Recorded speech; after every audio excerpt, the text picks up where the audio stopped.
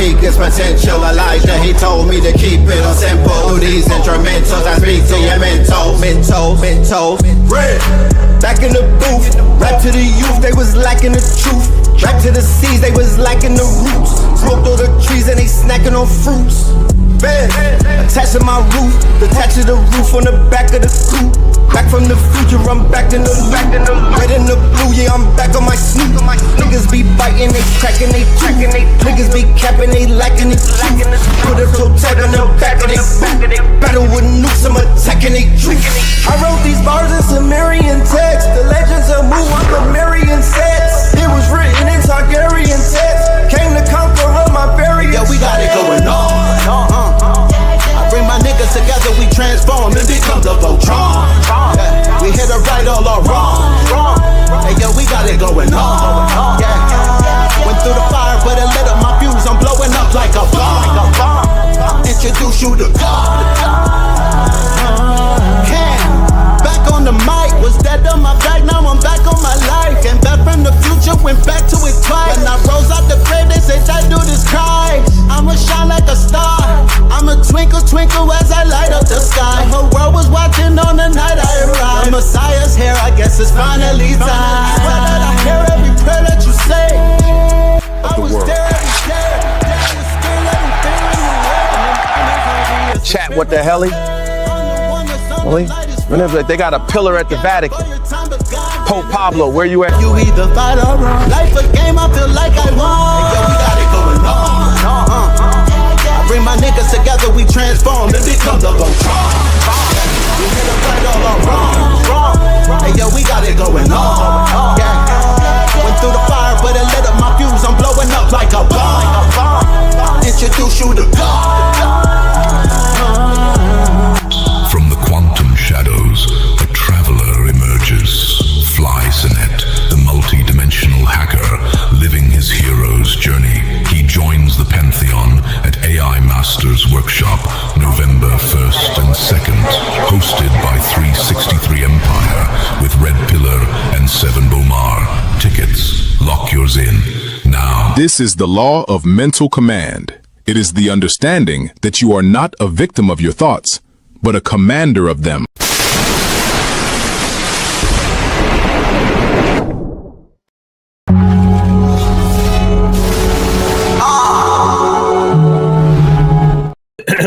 Family, yes. Welcome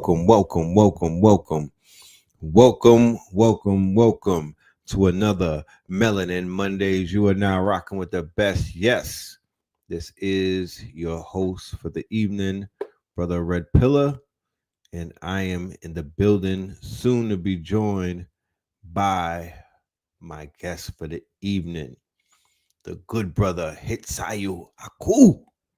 All right. Shout out to Spin City, yeah.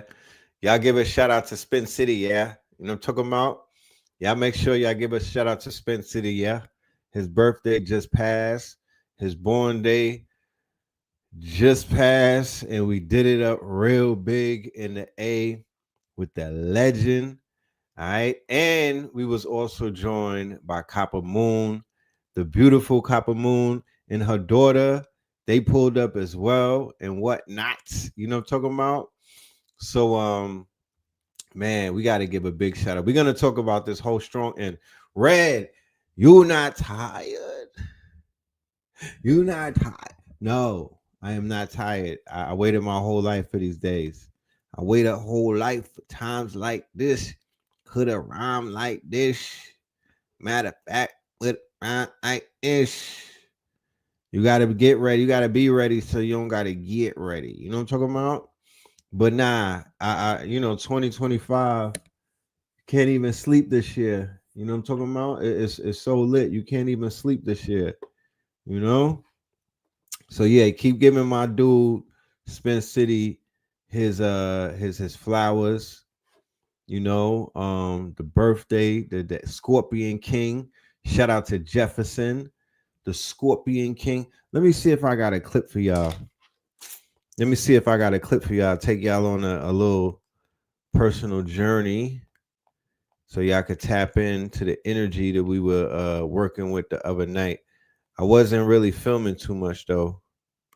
I was doing a lot of delegating. Let me see. Okay.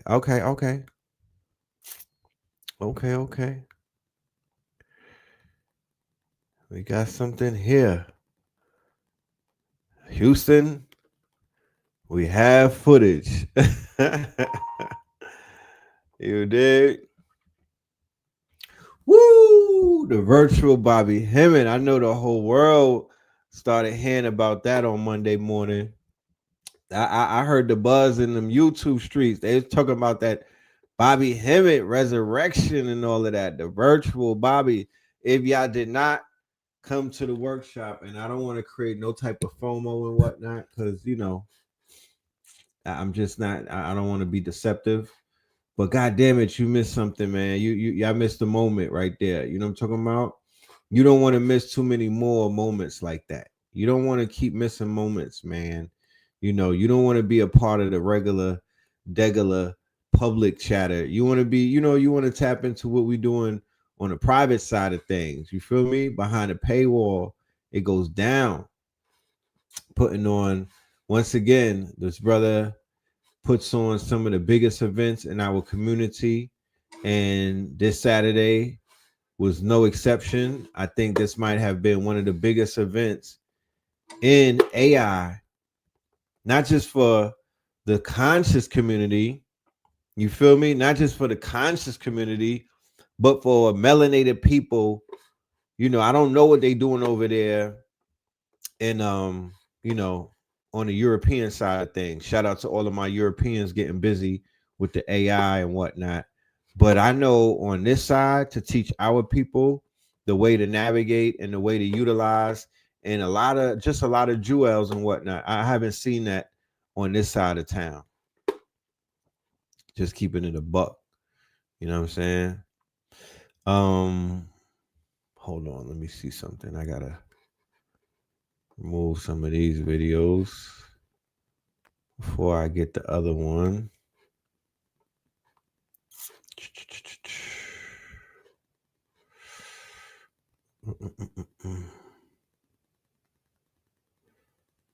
But let me do this. I don't want to be rude because we do have a guest in the building while I go and look for this. While I have to clear some videos in the back before I could pull up some of these party videos. But let me bring the God on the stage. We have the guests in the building.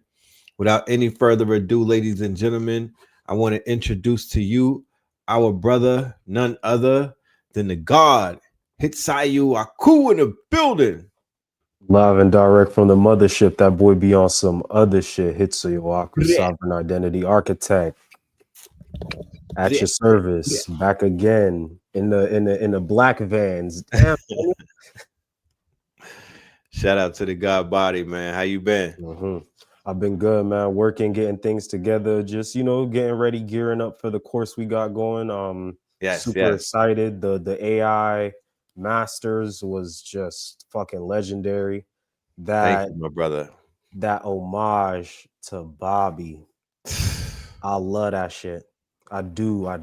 Especially if we get the right licensing and IP right, distributions right. That could be something amazing. Like I see your vision in that shit, where we're giving the master teachers a way to generate revenue when they're no longer in their prime teaching season. You know what I'm saying? Making sure that they make that transition into the next world, a comfortable one. You see what I'm saying? Word to Baba Heru.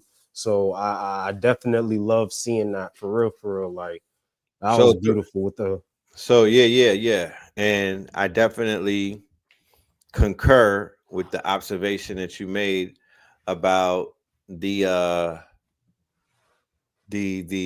solution that we saw in real time to solve the age-old curse of elder neglect in the conscious community. I don't know how it is in the church. I don't know if they letting nanas in them go out bad like that. I don't know if they letting the go-go's go. But I do know on this side of town, right over here, this shit right here, you know what I mean? Over here, they let you wither and they let you crumble and they let you fall. And then they pop up and they put pictures online of them and you 30 years ago, but they haven't spent $30 with you in those 30 years. You feel me? That's what they do over here. So yeah, man, it was Being able to crazy. take an idea like that and brand it in such a way where we're maximizing the profits and these master teachers are actually seeing real splits from it. Yeah, no, that was crazy. To hear Bobby talking about Notebook LM, it's just so like, fucking wild. right. Yo, dog. That right. So we now have a viable product. We now have a viable solution. We now have a viable quote unquote route to take to make sure not only are the people, the elders that are alive compensated, but the elders and their families who made transition and the family doesn't benefit at all. There's no kickback, there's no IP, there's no licensing. So we are aiming to solve that. We're not just talking about it, we're building it. Shout out to all of my vibe coders out there. Shout out to the Vibies. Shout out to the Vibies.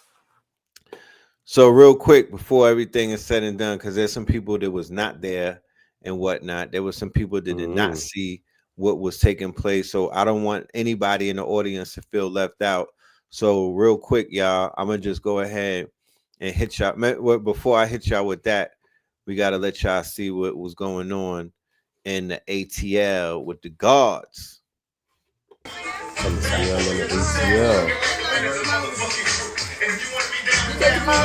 Yep. Same back. Keep in mind, this is the Day of the Dead. This is Saturday Night Live. This is the Day of the Dead. This is Dia de los Muertos. This is an event that I spoke up and I spoke into existence. We put it together. It was a super smash.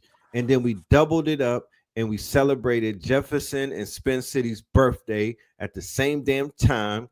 We have Father Rich in the building, Radiohead. He pulled up to celebrate the success of the AI Masters, burn some cigars with the gods, burn some cigars with the gods, and the ancestors was pleased. The playlist, if you hear it, is only ancestors, or what we call the orchestra of the ancestors, or the symphony of the spirits. We were summoning them this night, family. We were summoning the spirits. We were turning up. Yes, turn up. That time, same back channel, birthday. Spin City, Jefferson, man. You feel me? 11-1, 11-2, man. It's really all ones because the 2 is just 2-1. KT is the third. Oh, KT the third. KT the third. Feel me? That's the Trinity. KT, Scorpion Kings, Scorpion Queens. Yeah. It's popping. Out here. The last post. Hey, no more beers? You got some beers? Yeah. What, you in the fridge? Yep.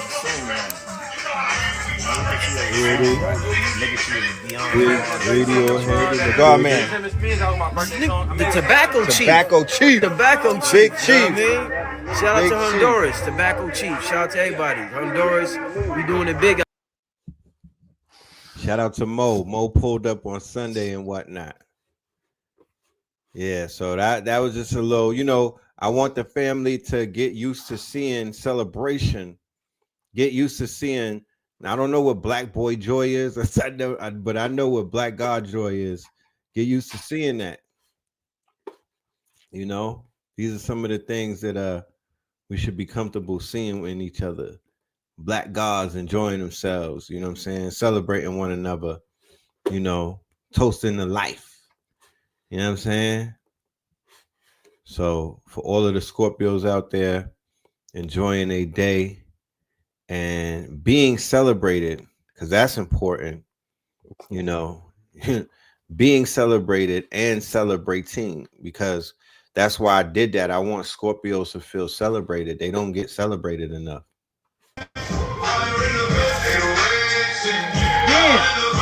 So Spin got he got a new song. He got an intro song. It was a song he created on his birthday, and they just said that you could send that you could get awards for AI songs, And they fooled you. They fooled all of y'all once again. The record labels are signing deals with the AI companies. And no hip hop is on the billboard, but an AI artist is. That's what's going on. Spin. Yeah, 37 Spins is this new song right here. This is the video shoot, y'all. I'm giving y'all exclusive behind the scenes world premiere. World premiere.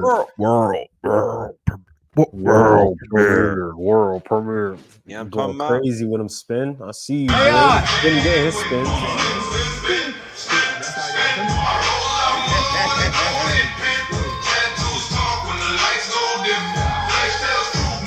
Attention 37, man. All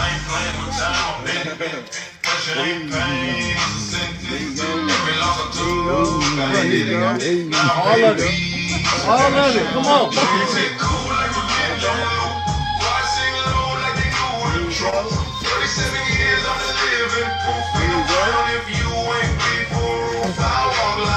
Oh shit, nah, this shit a bop. What the fuck?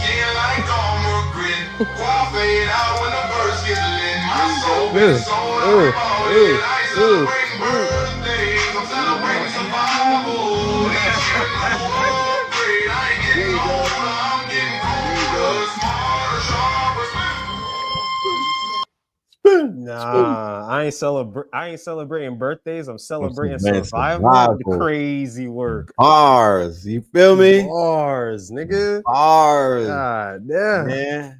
One more little something. Yeah, we had a good time, y'all. We had a good time. We had that good time, so you don't have to. Here we had it, so you know what I mean. Have fun for all of us, we have fun damn. for all of us, y'all. Bet that. County jail slaves, you can pull my foul yourself. Small rags, swallow rocks, I'm getting high myself. Nah, damn right, I like the life I'm built. West side 60, shit, I might got killed. Status so tall, I think I might got stills. Legendary born like Mike, like Will. 96 Impala, thug like 4 wheels. Up against the wall, sparkle at Fox Hills. Like a motherfucking boss, ask me how I feel. The more right there, street nigga touching them first meals. All my life, grinding all my life. Sacrifice, hustle pay the price. Want a slice, got the roll of dice, that's why. All my life, I've been grinding all my life. Exclusive for the Patreon. Oh yeah, shout out to everybody that pulled up and enjoyed life with us, celebrated with us. You feel me? It was a open that door. It was a movie. The Hall of God is here, man. The Hall of God. Fun getting together. We were on Acres, Bean Acres. This was our own land, right? The brother Bean owns acres and whatnot. I was able, we got to get used to that because we're about to, build out, you know what I mean? We're about to have our own city and whatnot. We call it Spin City. You did? We're about to have our own city. So, this is the dress rehearsal. You know what I mean? The new move is not the clubs no more. It's throwing parties on your land. Facts. Real sovereign shit. You know what I mean? Like, what are we doing? Type shit. But that's the new flex. Yeah, the same amount of money that it costs for a bottle section. My financial advisors out there, you call up the Acre Boys and get the equivalent of that. You could get some land, fam. That 2,500, you'd be surprised how many acres you Very can get. surprised. Yeah, very surprised. Very surprised. Very surprised. Yeah, so the people are losing because I have a loser mentality, and it's all loser activity. You can't blame nobody, but we got to get away from them. We can't be anywhere near the people that are moving backwards now at this point in life. Like shit is completely counterproductive if y'all still standing on goddamn couches and popping bottles with nothing to celebrate about. Very, it's we can't do that. We cannot do that. So shout out to everybody that came through.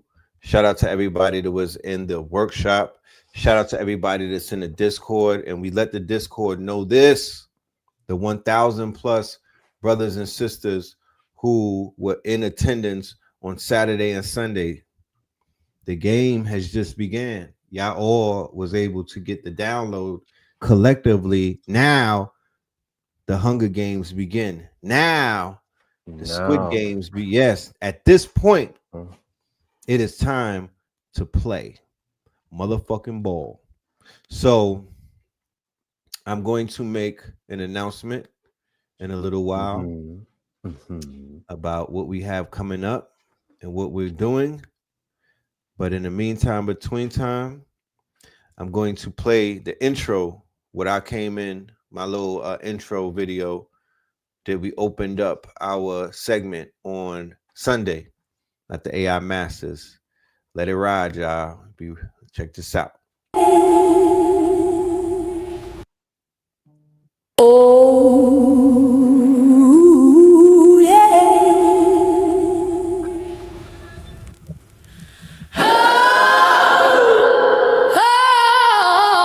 Oh, pants.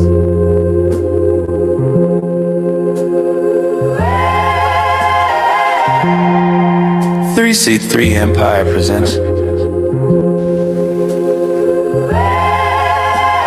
AI Masters, Gods of Intelligence.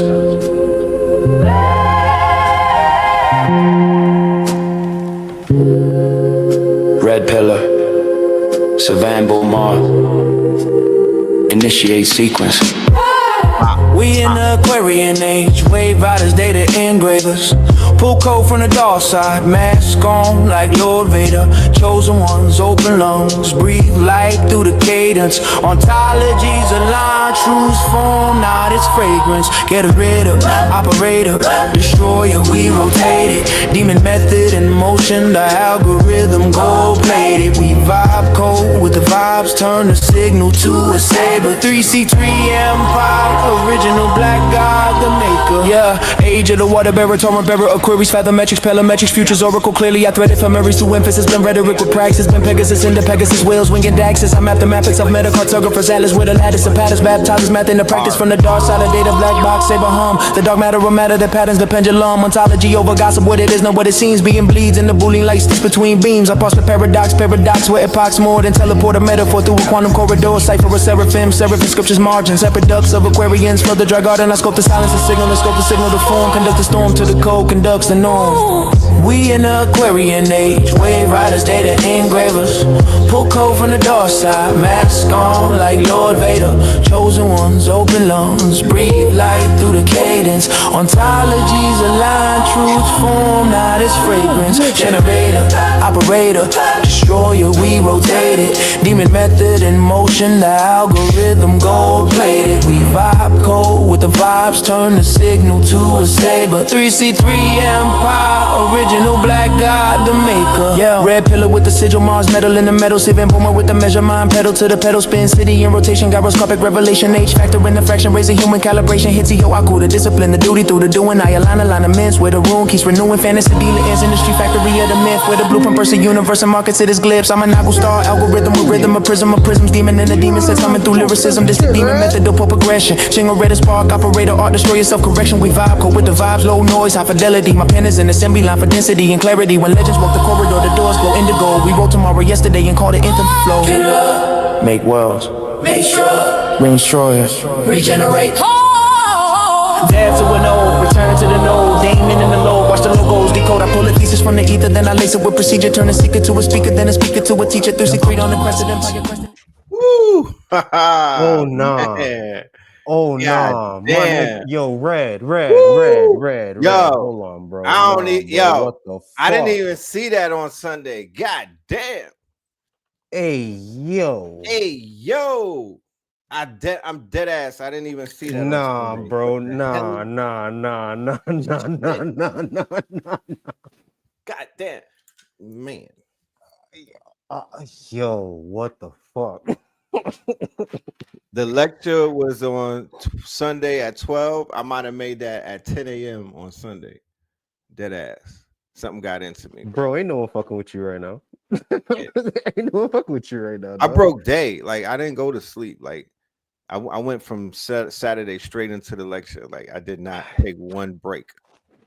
I couldn't, bro. I couldn't. I was so hyped. I could not. I laid down and popped right up. You know what I'm talking about? Couldn't do it. Oh. Could not do it. So yeah, that was the intro. Ooh. But That nigga said that- ontology over gossip. What the? yeah. They Hey, been eavesdropping. They've been watching our lectures. They went in the booth and cooked on up. God damn, bro. But that's not even that, bro. Ooh. That's the intro. Nah, you bugged out. Nah, you went absolutely ape shit on that. Oh nah. That Sinners type beat is crazy. We recorded music that night too. We set a studio up at the crib. We recorded. I stopped mid lecture doing my research. Yo, I dropped the song. It's like you really got to put yourself. You know, you came on the show and you said that in order to open up the portals, you got to act a little weird and whatnot. So I was like, I'm acting weird. Let me get weird with it. You know what I mean? So the Sinners type beat is crazy, my boy. No. Look, the Sinners beat and that flow on it. That flow. With the double time. Oh, wait till you hear the Brooklyn drill with the Napoleon Pill flow. On Brooklyn drill, the Napoleon Pill flow on Brooklyn Brill. What is Napoleon Pill? Well, Napoleon Hill sat down with Red Pill and they came up with a whole sound and a book. Think and Grow Nigga Rich. Yes. Oh my God. Think and Grow Hood Rich? No, that's different. Yes, Napoleon Pill, my nigga. Hey. Think and Grow Nigga Rich. ASAP, bro. That shit too tough. I don't give a fuck if it's AI or not. Oh, nah. Let me share something with you. They got something called a touring. They got something called a shout out to Spin though. I'm not even gonna. I ain't gonna hold y'all. Nah, this Spin music definitely passed the Turing test, nigga. Spin gave me the cheat code, and that shit it elevated my Suno. It was almost like a when you get like one of them NPCs or something, but. Yeah, we need those songs on YouTube. So there's something called a Turing test, ladies and gentlemen, after a man called Alan Turing. And the Turing test, and Alan Turing is very important in history. He's actually the person that is responsible, allegedly, for the fact that we're not all speaking German. Because Alan Turing was able to come through at the last minute when America was getting their asses kicked by good Adolf and them. And he created something called he's the inventor of AI by utilizing a machine.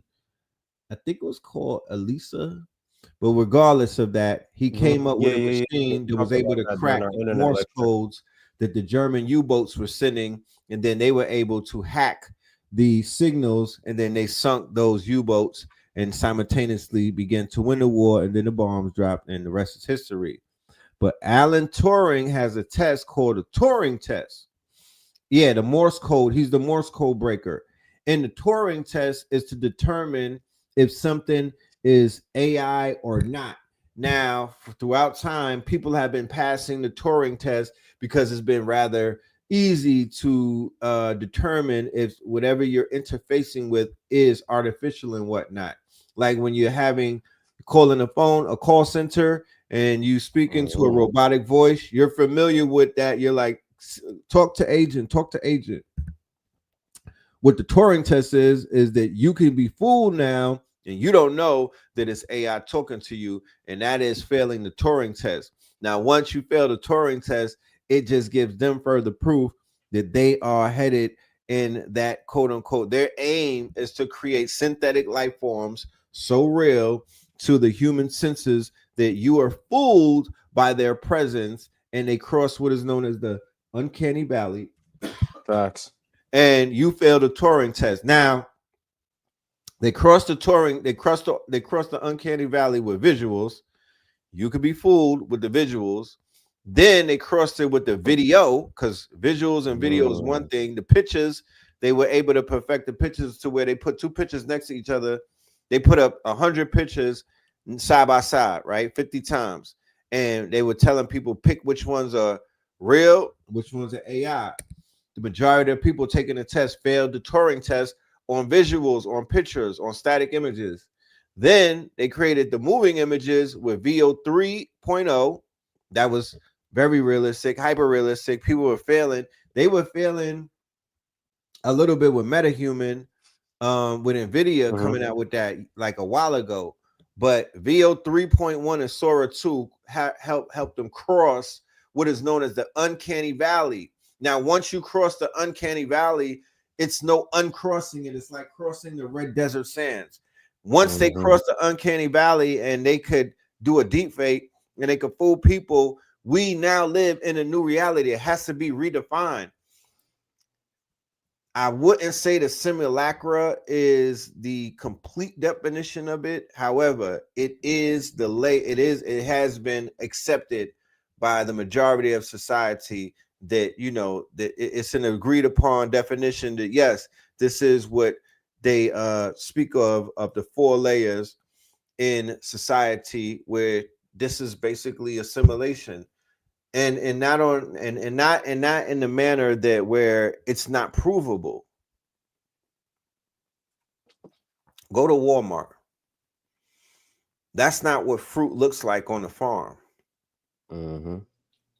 That shit is color coordinated in the fruit section. Like, that's not real. And what they would call a supermarket, Walmart is called a hypermarket. It's not even a supermarket.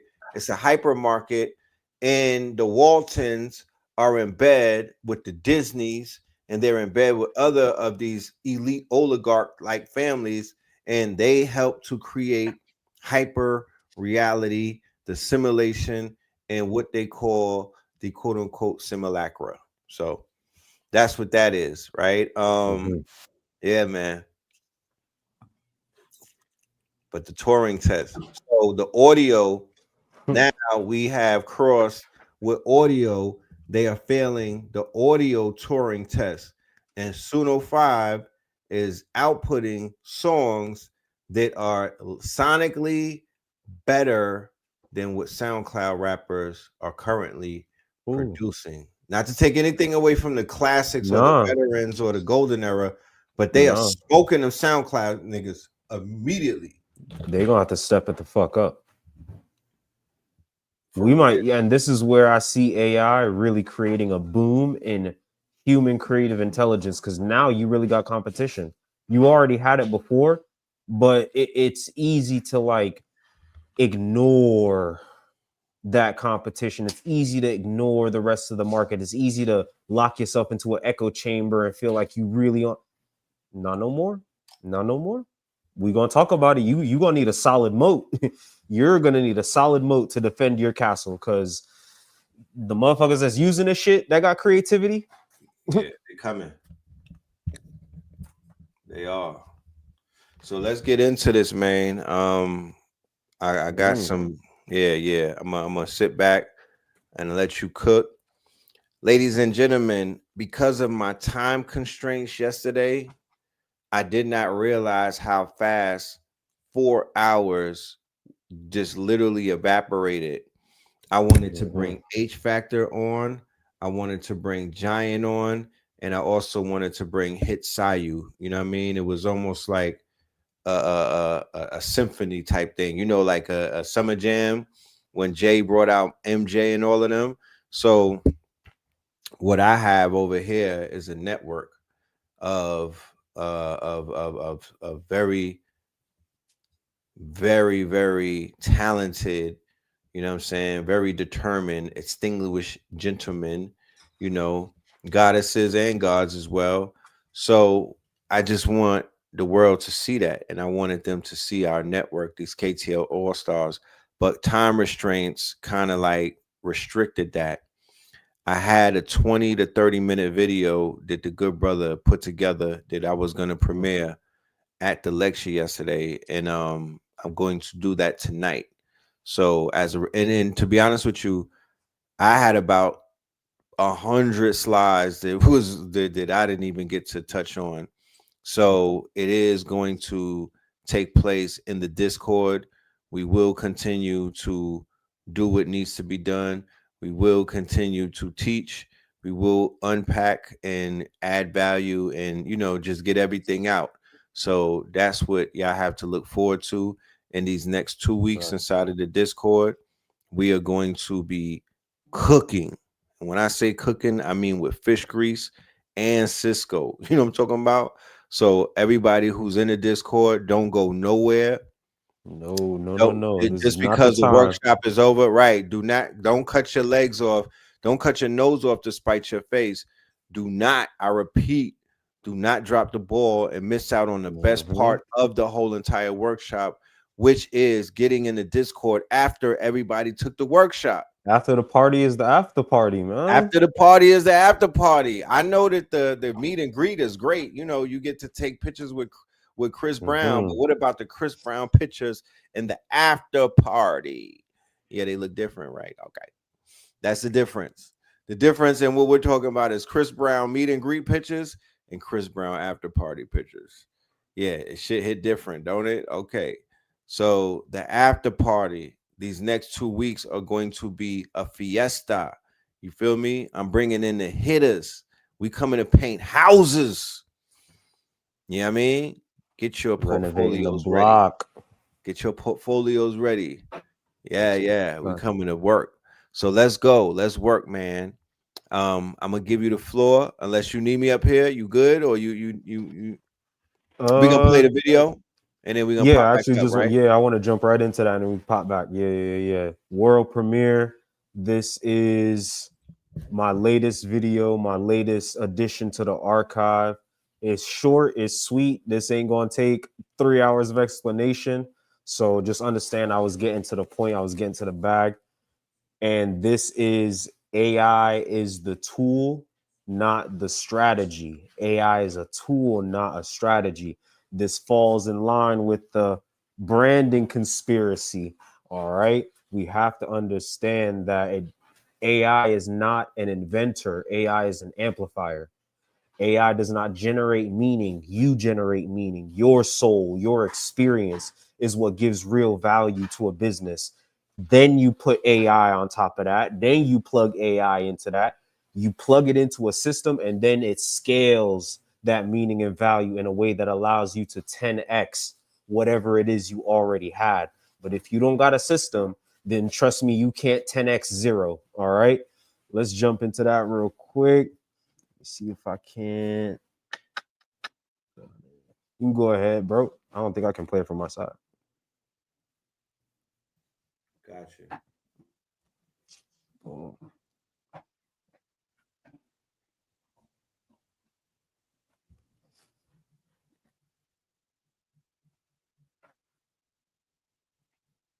Yo, live and direct from the mothership. This not gonna be on some other shit. My name's Hitsuyo, Sovereign Identity Architect at your service. I come to you not as the reality, but as the myth, because that's what every brand is, a myth. By blending brand strategy, digital literacy, systems thinking, and Afrofuturist philosophy, I help melanated creators remember who the fuck they are and build sovereign empires that reflect their soul and not the algorithm. Ore wa kaku ga chiguan da yo.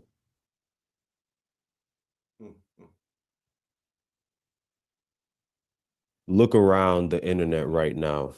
It's loud, fast, flooded with sameness and similarity. Everyone's creating, but no one's really differentiating themselves.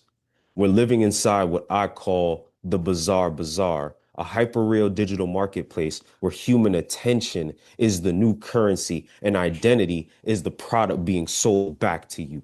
AI has turned content creation into a commodity. Anyone can generate thousands of posts, thousands of logos, thousands of taglines in minutes. The barrier to entry has collapsed, but that also means that the barrier to imitation has collapsed too.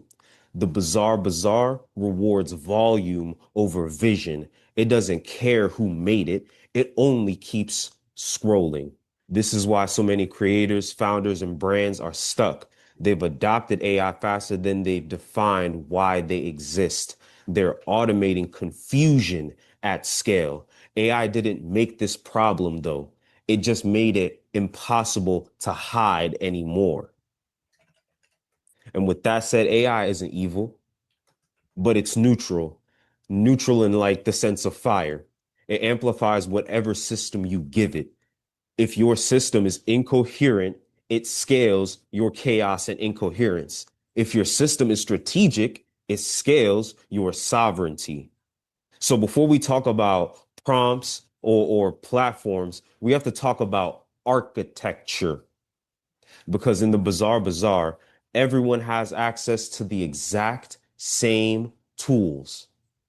So with that, what actually separates the sovereign from the scavenger? It must be their strategy.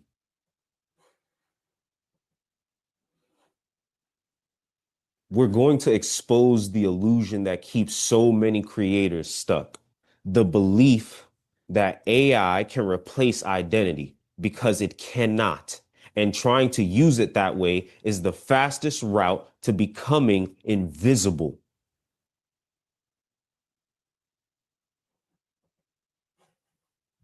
Let's talk about the lie that's running wild right now.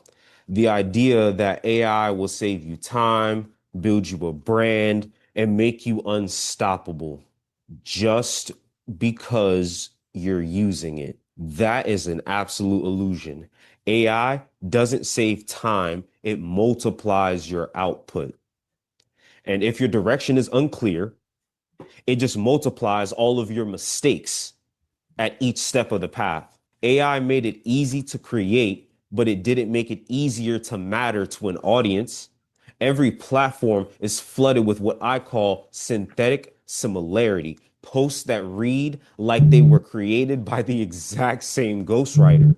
Voices stripped of soul, brands stripped of story and meaning, because people are chasing the wrong metric. Speed. I show speed. They want shortcuts. They want quick hacks. They want 50 tricks from Sunday. But in branding, every shortcut cuts out meaning. It cuts out vision. It cuts out value. Here's the pattern I've seen over and over and over again. Founders adopt the technology before they actually have a real brand system in place. They start producing faster. Engagement spikes for a moment, then it all collapses because there was no substance underneath. They built their castle on top of sand. They mistake activity for architecture, notifications for narrative, and that's where they fail. So please understand that AI isn't the villain. The villain is laziness disguised as innovation. You can't outsource the part of the work that gives your brand an actual soul. That's strategy. That's identity. That's the vow. And AI doesn't create that at all. It reflects it as you work with it. And if there's nothing to reflect, it gives you back static. So here's the deep cut. AI won't fix a broken brand. It'll expose it faster. If you don't know who you are, the algorithm will show the world your confusion on repeat. And that's not a strategy. That's self-sabotage on autopilot in turbo mode. The smartest creators aren't asking, how do I use AI? They're asking, what do I want AI to amplify? Because until you answer that question, every shortcut leads you to nowhere land. I'll show you how to make AI actually work for you by plugging it into a system built for meaning. That system is called the primal ontological loop. So far, we've seen the illusion. AI isn't the villain, at least generally speaking.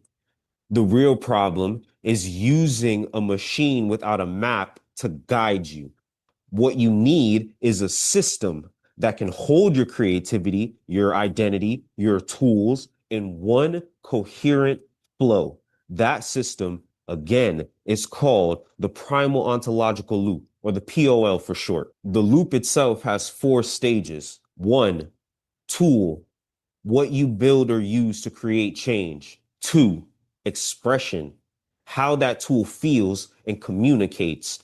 3, identity, the pattern people recognize in your signal. And 4, meaning, the vowel that gives it all a purpose. Then it loops back again, because once you crystallize meaning, it generates new tools. And that is what makes the system autopoietic. That is what makes this feedback system alive. The POL is not a theory. It is the oldest creative architecture on Earth. Humans have always moved through this loop. They built tools, expressed them through culture, formed identity around them, and then attached meaning to the entire cycle. And that's how myths were born. AI doesn't replace this cycle. It plugs into it. Stage 1, tool, AI as amplifier. AI belongs here in stage 1. It's a tool, an extension of your will. It helps you do what you already know how to do faster and at scale. But if you haven't defined the function, the tool cannot perform it for you. The right question, again, isn't how do I use AI? It's what function in my system does AI actually serve? When you treat it as a tool, AI becomes an amplifier of focus and flow, not a replacement for actual genuine human thinking. Stage 2, expression, the interface between you and the field. This is where your work gains its emotional charge. Expression is how your essence becomes legible, your tone, your design, your storytelling. All of that is interface design for consciousness.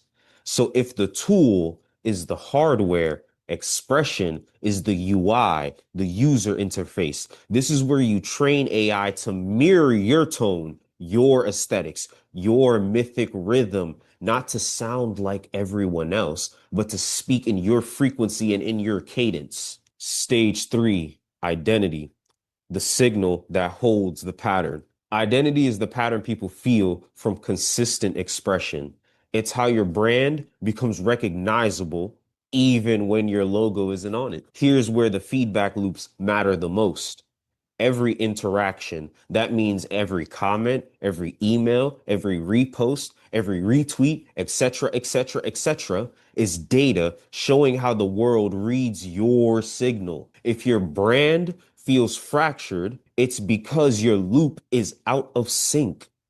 When your tools and expression align, your identity stabilizes. That's when AI can start helping you measure resonance, not just performance. Stage 4, meaning, the vow that powers the system. Meaning is what meaning is what turns your brand from marketing into movement. It's the inner reason why your system exists in the first place. AI cannot generate this for you. AI cannot generate this for you. AI cannot generate this for you. It can only extend what's already there. Meaning is human. It is sacred. It is unoutsourceable. When you know your vow, every tool, including this goddamn AI, serves it instead of steering it. You remain the captain of the ship.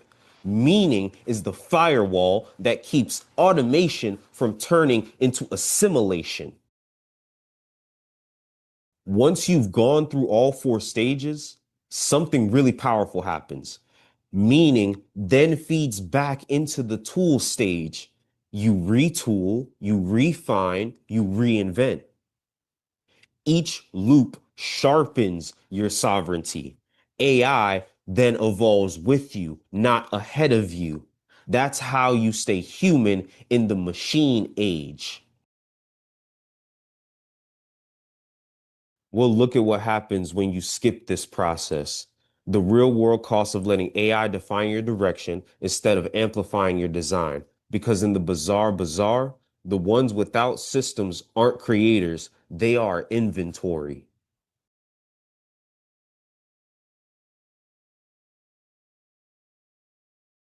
So let's keep it funky for a second. Every creator I've seen crash in the new wave had one thing in common. They adopted AI before they had defined their brand. They thought more tools meant more traction. It didn't. It doesn't. It just meant more noise, more slop, faster. This is the fallout. Hundreds of creators, founders, coaches, innovators using the exact same prompts, posting the exact same language with the same half smile, half ass Canva aesthetic, different names, identical outputs. They call it productivity.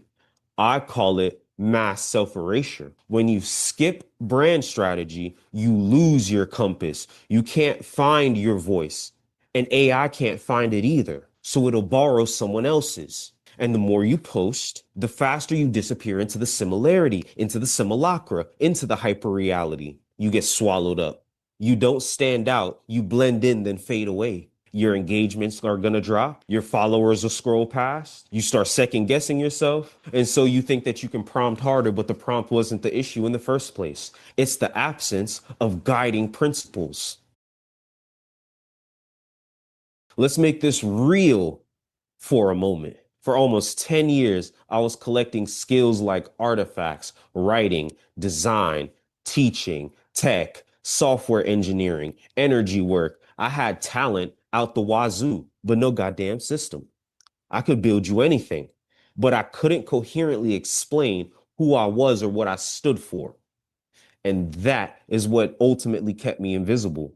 I spent a decade failing at personal branding because I didn't understand the rules of the digital arena. I didn't understand the algorithmic language of identity. Then in 2025, my dirty 30, I did something different. Instead of chasing strategies, I trained AI to teach me branding from first principles, not as a marketing gimmick, but as a mirror. I then fused what the machine showed me with 10 years of my own research, from mythology and cybernetics to psychology, metaphysics, and Afrofuturism. That process became the foundation of the primal ontological loop. And for the first time, everything actually clicked for me. I launched in August 2025. Now, just a few months later, I've delivered classic lectures, multiple classic lectures at that, partnered with KTL Media, and I'm making a surprise appearance on 363 Empire. These are two platforms that I've followed personally for over a decade. Now I'm in direct conversation with people I once studied as legends. That isn't luck. That's architecture. I got the same tools you got, but with a different foundation. And the proof is in the pudding. AI did not make my brand. The POL did. AI just amplified the system that I finally built for myself. This is the difference between automation and alignment. AI without identity is going to drain you of all your creative essence. AI with identity is going to scale you into the greatest heights of liberation and self-authorship. In the bizarre bazaar, attention is infinite, but trust is extinct. People don't buy products and they don't want to be sold to anymore. They buy patterns they feel. They buy worlds that they can believe in. And no amount of automation can fake the funk. If you skip strategy, you're not building a brand at all. You're not building a business at all. You're building a slop factory for the algorithm. So now that we've seen the cost, let's talk about the cure. In this final segment, we'll close the loop with a strategy that turns AI into an ally, a system of perpetual motion where every tool you use strengthens your myth instead of erasing it. Everything we've talked about today leads right here. AI isn't the threat at all. Absence of structure is the threat. If you felt lost or inconsistent or invisible online, it's not because you don't have talent. It's because you've been moving without a loop, without an architecture. The world rewards creators who move with rhythm. Those who build systems, not reactions. Those who build worlds and not just random words. That rhythm is the primal ontological loop. When you move through it, tool to expression to identity, to meaning, then back to tool again, you create perpetual motion. Ain't that what we all want? We all want some motion, right? Every action then builds gravity. Every piece of content trains the field to recognize your signal. This is how you stay sovereign in an age of machines. You don't need more hacks. You need an architecture. That's what the POL Brand Accelerator is. It's a 4-week system rebuild for creators, innovators, disruptors, and polymaths who want to stop chasing algorithms and start building ecosystems. We go deep into each stage of the loop. You start with identifying your starting tool, the one function that defines your value. Then you master your expression. That means your tone, your rhythm, your visual aesthetic. You stabilize your identity after that so people know what you stand for without having to guess. And finally, you anchor all of your meaning. And this becomes the vow that makes your work magnetic for generations to come. By the end of this, you don't just have a brand, you have a brand system that every tool, including AI, can plug right into. Let me repeat this loud and clear. AI is not the strategy. It is the amplifier of a strategy that already exists. When your loop is coherent, the machine becomes a mirror. When it's not, that machine becomes a devouring monster, a parasite. This is the era of the sovereign creator. Those who can build systems around identity and meaning will rule the bizarre bazaar. Those who don't will be consumed by it, and you can decide which one you'll be. If you're ready to stop reacting and start architecting, join me inside the POL Brand Accelerator. Let's build the system that keeps your signal alive. Build the myth before you automate it. Ore wa kakuga chigwanda yo. Translation, I'm built different.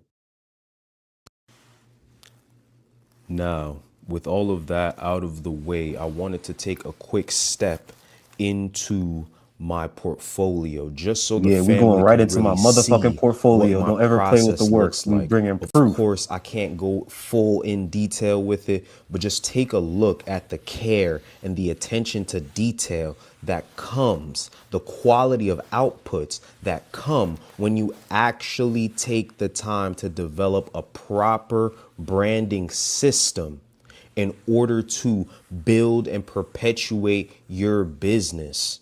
All right. We have everything in here. We have everything in here. We start with, some archetypal definitions. What is the role that the brand is playing? What is the industry and domain they're working in? Just so the family understands, you are looking at a live representation of my portfolio. This is the very same process I used on myself. I'm showing you exactly what's going on.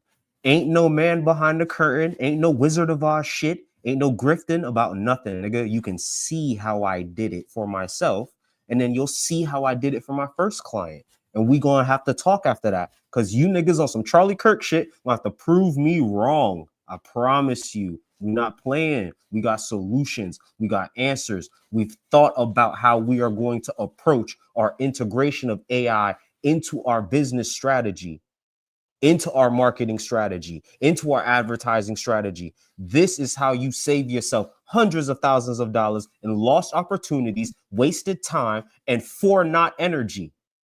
All right, let's keep going. Y'all can read, right? Y'all can see what's on the screen, right?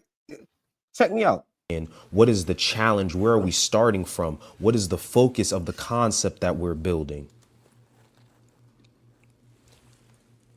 Then we go into the actual process, which is a pipeline that moves from brain dump to brand design. I make you spit out everything, every single detail you can about your dream.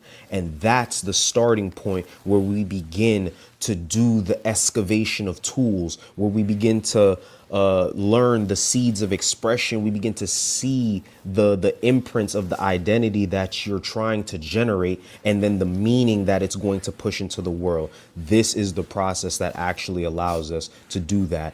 Excavation, recognition, refinement, systemization. Then we go on to the brand ontology. This is brand purpose as the tool, brand values as your expression, brand mission as your identity, and brand vision as your meaning. All of that collapses in on itself to create what's known as the sovereign positioning statement, where you differentiate yourself from the rest of the market and let them know who you stand for and who you stand against with no unclear terms. Then we go into what's known as the minimum mythic stall. This is the minimum viable product, the least engaged, the least over-engineered system that you can use to now create a funnel, a lead magnet into the deeper aspects of your brand. So we start with your signature tool, and then we build out from there with ritual consultations, where people can now seek your advice on the skills that you have. And then we turn that into a free lead magnet, which allows people to enter your world with a low barrier. Next, we focus on your messaging. How are you actually going to communicate the value that you are bringing to your audience in a way that they can grasp and understand? So my tri-pillar messaging system includes philosophy, process, and proof. We talk about the theory behind what we're doing. We talk about the actual step-by-step of what we're doing. And then we show the receipts to prove that our process actually works in real time. Then we have our tonal archetype sliders. This is how we actually begin to flesh out what your voice sounds like, how your brand shows up in terms of its expression. So we have 5 different axes that measure 5 different qualities that you can have along these different spectrums. Trickster to torchbearer, oracle to artisan, sentinel to explorer, sage to warrior, beacon to chameleon. Once we have this, we're able to generate an archetypal image, an archetypal character that defines the identity of your brand in terms of the expression and the way that expression makes the audience feel when they engage with you. Now, I just want to see a 1 in the chat from the family. If you've actually seen and heard of this level of information in regards to the proper way to build and position your business for long-term sustainable success. Have y'all heard any of this before? And if you have heard it, have you heard it done with so much motherfucking sauce? I don't know. But we're going to keep on. Then we go into the strategic logic behind why certain decisions were made over others. Then we explain the archetype, the aesthetic, and the narrative that now make the foundation of the brand as it presents itself to the people. And finally, my favorite part is the mood board, where we gather all of those different influences that are shaping you as a person, but also you as a brand, you as a soul. We bring them all. All right, I really got to pause it here. Everything else has been just for me to talk shit. This part right here is actually the most important part of the whole goddamn thing outside of the tool stage. The tool stage is where all of this shit starts. This right here, this mood board, this is how you build a motherfucking myth in real time. You can see my influences right in front of your face. Cyberpunk 2077, Darth Vader right there. Tezcatlipoca right there. Ghost in the Shell right there. Sin City right there. Sin City is one of the most famous noir detective films.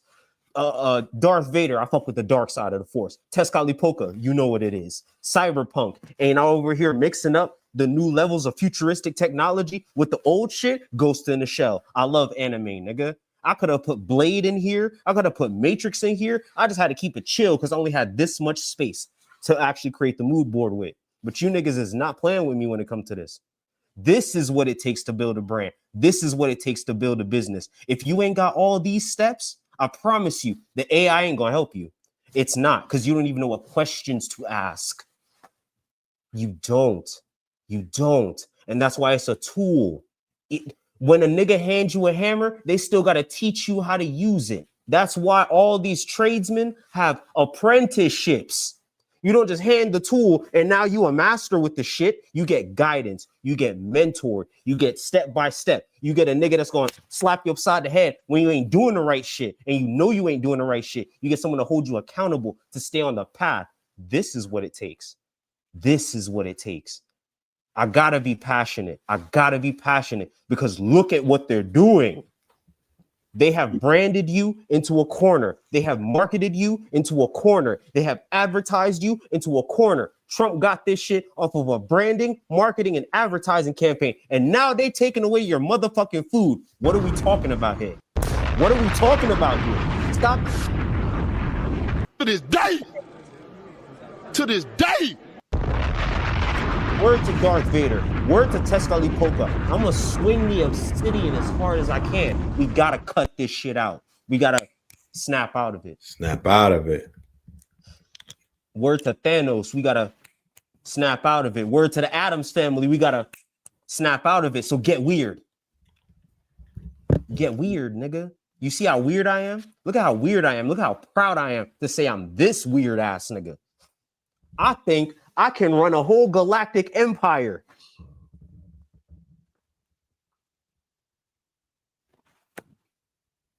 Some of y'all might have done this. Hey, look, I was doing it the whole time and didn't have a name for it, so I couldn't crystallize it for real. It was loose and amorphous. It was just artistic expression. And then when I figured out all of that was all of branding, shoot, Obsidian Lord, activate.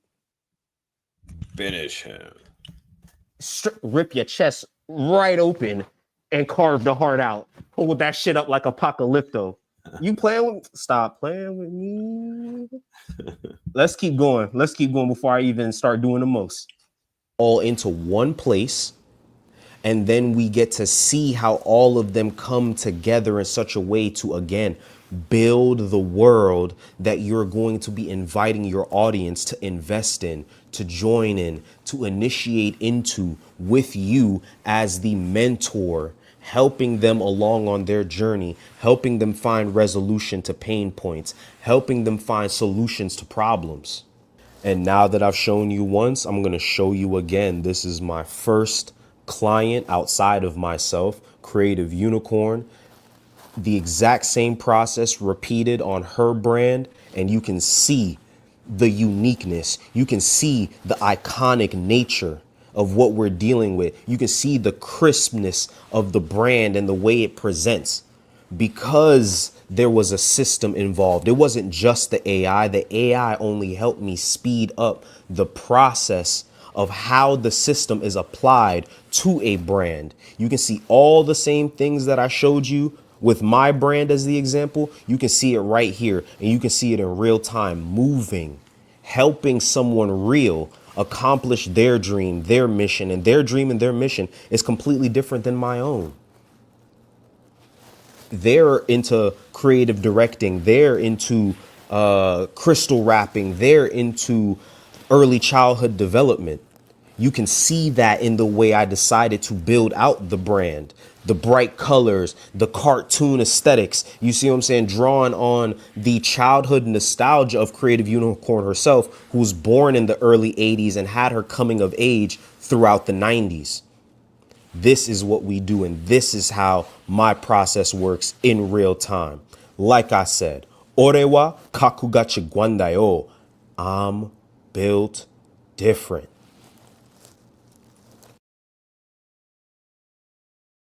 Now prove me wrong.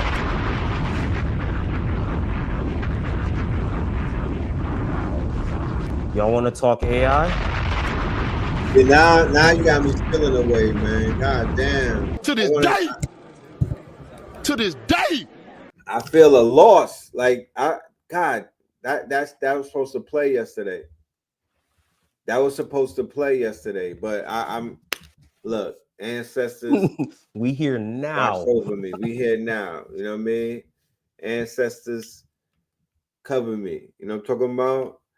Man, oh man. The way that you give it up, I feel like I'm getting back something that I might have lost. You feel me? Y'all press a 1 in the chat if this brother is bringing the motherfucking heat, bro. You know what I'm talking about? You know we got to do these late shows because the God he too grown up for the daytime. He's too dark for the daytime. Let me know with the ones in the chat if the God is bringing this motherfucking heat, bro. Man, yeah, man. It's So dead ass. Yeah, you talking that sass, bro. You painting a picture. You're creating a visual in my very vivid mind that I could see that shit like a Basquiat in the Brooklyn Museum. You know? As soon as you said you wanted to do Voltron shit, I was like, oh. As soon as you said you like that G.I. Joe shit, I was like, oh. You know I'm what, about to get in my man? bag. You know what? Because you just said that and you triggered me. And I do want to say this, Buddha Genie, that's my guy. That was my weed man. And he left this planet the first, and his birthday was the day I did the lecture. Buddha Genie, man. We did this for you, King. You know what I'm talking about? We did this for you. But because you brought up the Voltron and you summoned the you activated us. And Voltron is coming, y'all. So with that being said, I have to do this, man. Let's go back into our childhood, y'all. This for my 70s and 80s babies. Y'all know what time it is.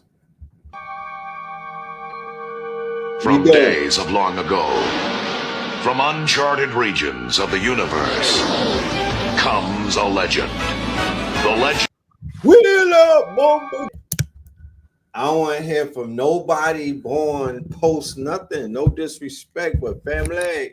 Son. Little nigga. We taking it somewhere And I say that different. in no disrespect. You know what I mean? Shout out to all of y'all that came on the light ships, the star seeds. But you had to be there. I don't even blame you, man. Different. It hit. I had to go back and watch OG Thundercat to catch that feel. I promise you. And don't go for don't watch Power Rangers and try to stand next to me. And I'm talking about Voltron. Don't give me that's called a simulacra. You want to talk simulacra? You niggas we had Voltron, you had Power Rangers. We had He-Man. Damn, Red. Don't do the Mighty Morphins like that. Goddamn. No. The Mighty Morphins have a fucking seat, bro. I am Team Voltron. I know a carbon copy when I see one. I know a Timu imitation when I see one. You say they just rebranded Voltron and kept the sauce? It's Voltron on ice, like a Disney is a Disney rendition of Voltron. They out here eating off of the 80s cookies, man. Cut it out. Ooh, wow. Shout out to the Thundercats in the building. I see my Lyrans. I see my Syrian Starseeds and all that. Shout out to the Voltron, the Galactic Defense Force. You know what I'm saying? The Galactic Federation and whatnot. Yeah. I was Destro and Cobra Commander. What's the twins, the evil twins? Tomar, Zamar. Tomac, Zamar. I was Zanzibar. Man. I was Team Zanzibar. Team the ninja nigga like you. Team Storm Shadow. Storm Shadow, yeah. That's what I'm saying. Like, it is of no coincidence that some of the famous cartoons of our generations made the villains the hero.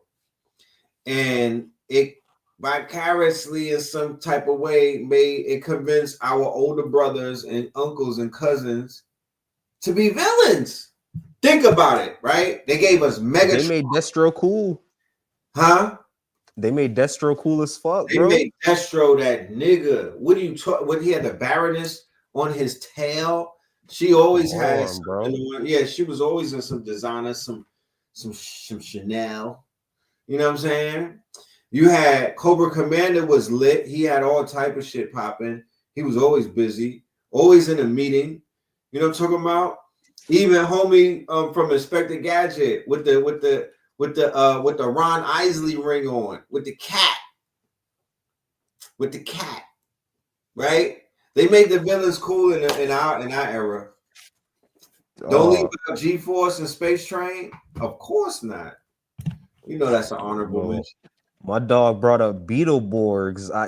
Every time someone bring that shit up, it bring me right back to Jamaica. I swear. I was like 3 years old watching Beetleborgs, dog. You know, did you see the article in the news that came out? They have an adult Transformers G.I. Joe crossover coming. Really? See that? No, that's clutch though. They execute that right. That's gonna be hard. That's gonna be hard, you know, super hard. It's X go, yeah.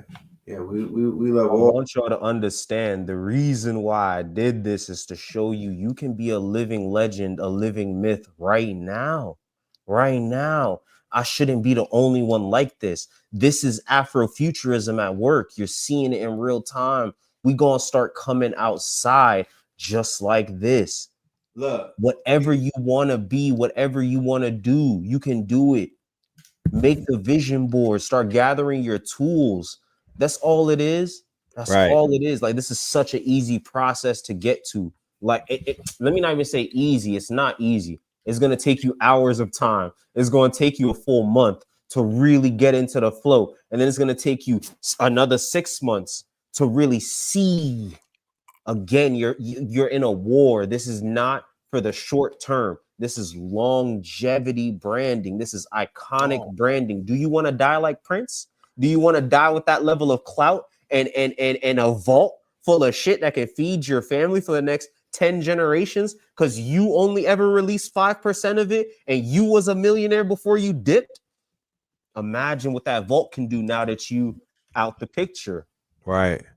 Top 5 dead or alive. What you mean? I just realized, damn, this time is going so fast. Ladies and gentlemen, our first class is on Thursday. God damn it. Do you hear what this man is on here talking about? This ain't even a class. This is just a warm-up. Nope. This is just the segment that the lost tapes and whatnot from the AI masters. Like, are you able to attend the workshop even though you're working night shift? Of course, you know we're gonna have it recorded. We're gonna have it recorded. We're gonna have a community behind the scenes. Yeah, it's not time sensitive. You if you want to be there super live, like if that's a must, then you could be at work with it on your headphones, or you could, if you have that thing where you could record your screen, just do it like that. But no, we are gonna be on doing Thursdays starting at 8 p.m. This is for Zoom only. It is only available for the top tier of our Rainbow Opal, our Patreon members. It is affordable though. It's an affordable ticket. We are very mindful of the economy right now. Yes. Nobody is here trying to take advantage of anyone going through what they're going through. What the brother is actually trying to do is show you how to turn a nickel into a dollar, how to turn a dollar into a 20, how to turn a 20 into a C note. You know what I mean? Meaning that he's going to show you what real value is. Let me share something with the family so we could have a better understanding as to who we truly are versus who we're not. Think about this and tell me if I'm wrong on some Charlie Kirk shit. Prove me wrong. You go into a record label to sign a record deal. When you walked in a record label, did you have your masters or did they have the masters? When you go into a record deal to sign a goddamn deal, Did you walk in with your masters? You could have one song, you can have 100. Did you walk in with your masters, or did you walk in and they gave you your masters? I want to know.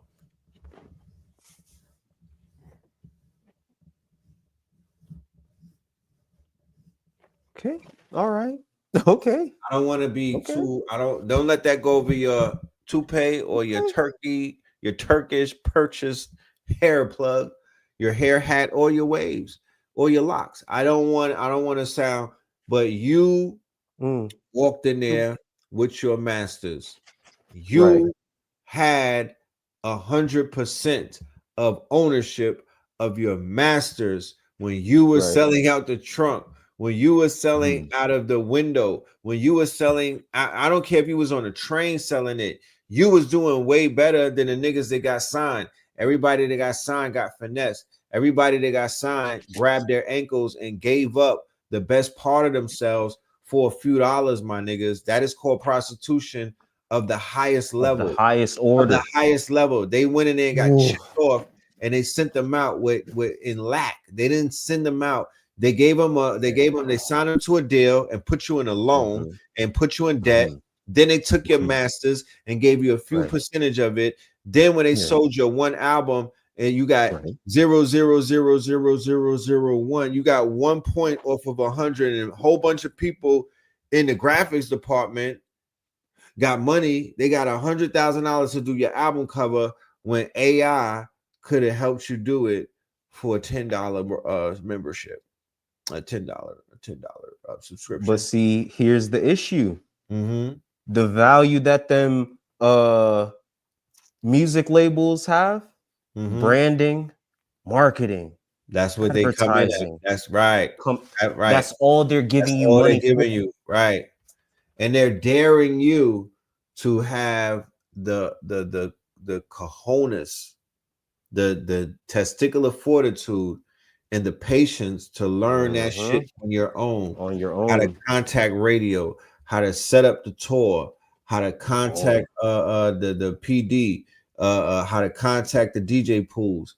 All of the intricate, and we're not even speaking about the paperwork on licensing. All of the different, ISPC distribution, all of that. It's so many different layers to it. However, I the same way that a label has a bunch of interns and people working at different levels is the same way that you can hire either your family members, or you could go on Craig. You could get the same level of expertise and corporate know-how as an independent who's paying people and keeping their lights on. There we go. Nigga, you are rich. You got finessed. And nobody never came out and said that that's not the way to go back in the trunk, to keep your name, to keep your image, to keep your likeness, and most importantly, niggas, to keep your masters and your publishing. That's it. All right, here's what I'm saying. There's nothing wrong with going back to the trunk. You just need a strategy now. You need a strategy, because that's what you were signing over your rights for them to give you. You signed over your rights to think for your fucking self as an artist. Is that not what Prince said? Yeah. You signed over the rights to control anything from that point. They put it where they want to put it, and you fucking deal with it. And the minute they don't want to put you nowhere, they put you on a shelf, and you're fucked. Because you're still in that contract. I promise you're still in that contract. It don't matter if you owe them 5 albums, they're not gonna let you record them. They're not gonna accept anything you put on them. Do you see what I'm saying? And this is where we really have to understand that these niggas are monetizing off of your unwillingness to do all of the due diligence that you say you want to do for the dream you say you want. And this is where I point back to The War of Art by Stephen Pressfield. Go get that book. And please understand that as an artist, it is your obligation to take your job seriously. You are a fucking professional. Do you understand the power of art and culture? Do you understand the weight of your creative essence in your now very open war to preserve and maintain your cultural standing on the planet? Real quick, I gotta show them this. When we talk about branding yourself, when we talk about knowing your worth, and when we talk about being able to articulate it, check this out. KTL All-Stars line comes the sovereign assassin himself, Jogue. Red October. KTL All-Stars line comes the sovereign assassin himself, Jogue. Red October Hitsuyo Aku. This 112 scale figure arrives fully articulated with a glowing Hitsuyo katana, modular cells, sidearm, and magnetic. So here you go, right? We automatically turn the god into a toy. KTL All-Stars line comes the sovereign assassin himself, Joe. Not just a regular toy, an anime toy, something that we know will do numbers overseas once the legend. Oh yeah, Red October. We making it to Japan. We making it to Japan for sure. We cutting through them tariffs.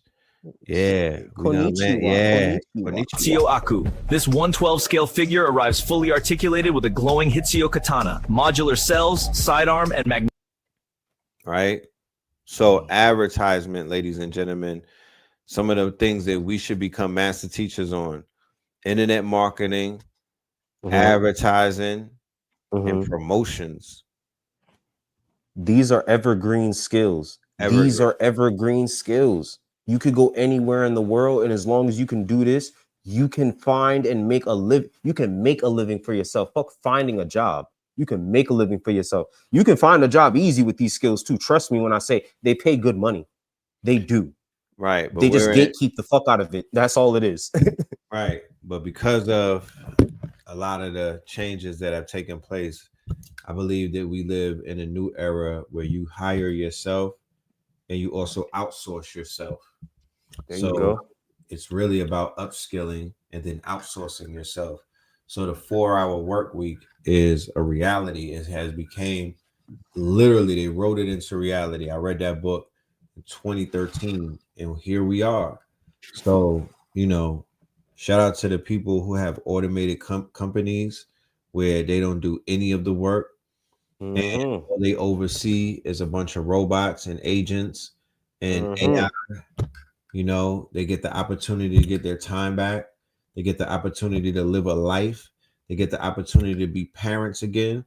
They get the opportunity to have some semblance of freedom because they are not afraid and they're banking, they're hedging whatever business that they have on the fact that it's going to be able to get ran automatically by an algorithm and a machine. So shout out to them for taking that risk and going out on a limb and doing what they do, because people are definitely taking notes because they could see that it could be done. So once people determine that, they do what? Rinse, wash, rinse, and repeat. The cycle feeds back into itself again.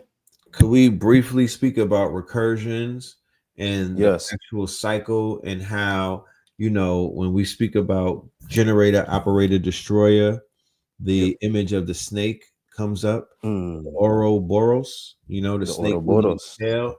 And when I do the research on AI and the deepest, just the most finest details of it, it comes back to me that, it always, the loop is coming up a lot.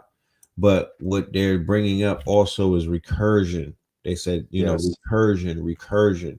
So do you have a overstanding of that? Yeah, let's talk about recursion because it's one of those very fundamental processes to not only computer programming, it's fundamental to cybernetics, which sits above computer science. You see what I'm saying? And then when we're talking about cybernetics, we're talking about the science, the super science even, of feedback, right? Feedback loops. So when we talk about recursion, I want you to think about a loop that repeats itself at different scales, right? So let's say we're not even playing the game. We're just in the line at the bank, right? You tap the person in front of you and you say, "Can you ask what's going on up front?" And then the next person taps the person in front of them and says, "Can you ask what's going up front?" And until it gets to the front. And then the nigga in the front say, "This shit won't give me my motherfucking money." And then that message comes all the way back. Right. Feedback loop. And now the feedback loop. That's recursion, because in order to complete the overall loop, you had to loop through the same protocol multiple times. Right. This person had to ask that person, had to ask that person, had to ask that person, had to ask that person to then deliver the message back through that same mini loop. So it's one loop that has a bunch of smaller loops in it that look identical to the overall conversation. Because if you took the last person in line and the first person in line and cut out everything in the middle, that's what you're basically getting. That's the straight path. But because there are certain obstacles, hindrances, blockages between the flow of information from point A to point B, recursion allows you to iterate.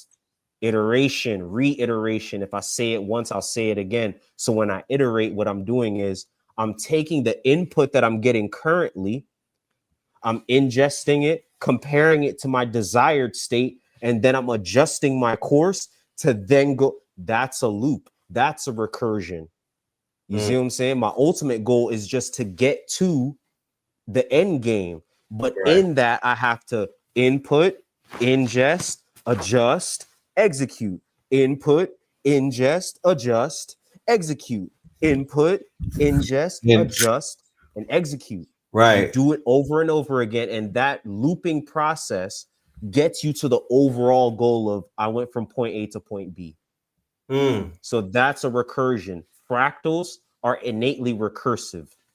Right. So if you want to ingest the real deal energy of recursion, go on YouTube, type in Mandelbrot fractals, and just stare at it, zoom in. Just look at it, zoom in. And all the times you see the same shapes repeating, that's a recursion. That's a recursion. That's a recursion. I could dive into that loop and zoom in, and I'll see the same patterns, just slight variations, but the same pattern overall. Or I can zoom into this loop and see the same pattern, slight variation, but the same pattern. I can zoom out and see how everything I saw on the small scale is everything I'm seeing on the bigger scale. The same way your neurons mirror the galactic filaments and the supergalactic filaments of the fucking universe. It's recursion, the same pattern at different loops. Right. Beautiful said. Beautifully said, bro. That was a great breakdown. And I'm doing more research into that whole world right there so I can have a greater understanding. You brought up something that sparked my interest, and I'm going to segue into this conversation that has the world at standstill right now. And this conversation is about the 3-Eye Atlas, good brother. So I want to pull this video up and then get your insight into what was being said. 3-Eye Atlas just changed fast and quite dramatically, actually. Here's the latest. So as it hit perihelion as predicted on October 29th, which was yesterday, new data from NASA's STEREO, SOHO, and GHOST 19 shows that the object rapidly brightened and it shifted to a color bluer than the sun itself. That's coming from several sources, one of which is Avi Loeb, who confirmed the change using the fresh imagery that was taken between October 18th and the 24th. So basically a blue color means that it's releasing higher energy particles, likely fresh gas, dust, as it heats up, nearing that sun. And that could tell us a lot about what the object is actually made of. So it's currently behind the sun where it was predicted to be.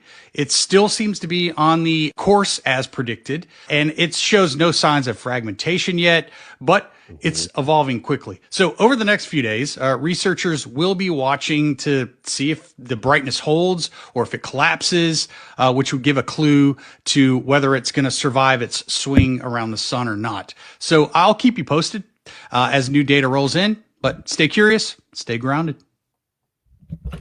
Yeah. Let me talk to y'all real quick. Because this is one of them ones that I was gonna do, but just because we were trying to focus on the AI masters, I was gonna drop a video lecture called Halloween Rebranded. Right? Going into the deep historical origin, the deep ancestral origin of the Day of the Dead festival being related to the catastrophe cycle of Earth, right? The most common of which would be the Great Flood myth that we see globally associated with the global maritime civilization known as codename Atlantis. Right. It's Atlantis. a global maritime civilization. The Moors. Right. Okay. All right. So when we get into the deep history, right, what we come to understand is that there are particular cycles of cataclysmos, which are floods, and then ekpyrosis, which is like cosmic fire, cosmic conflagration. So pretty much solar flares that end up fucking up the planet on some deep levels. Okay.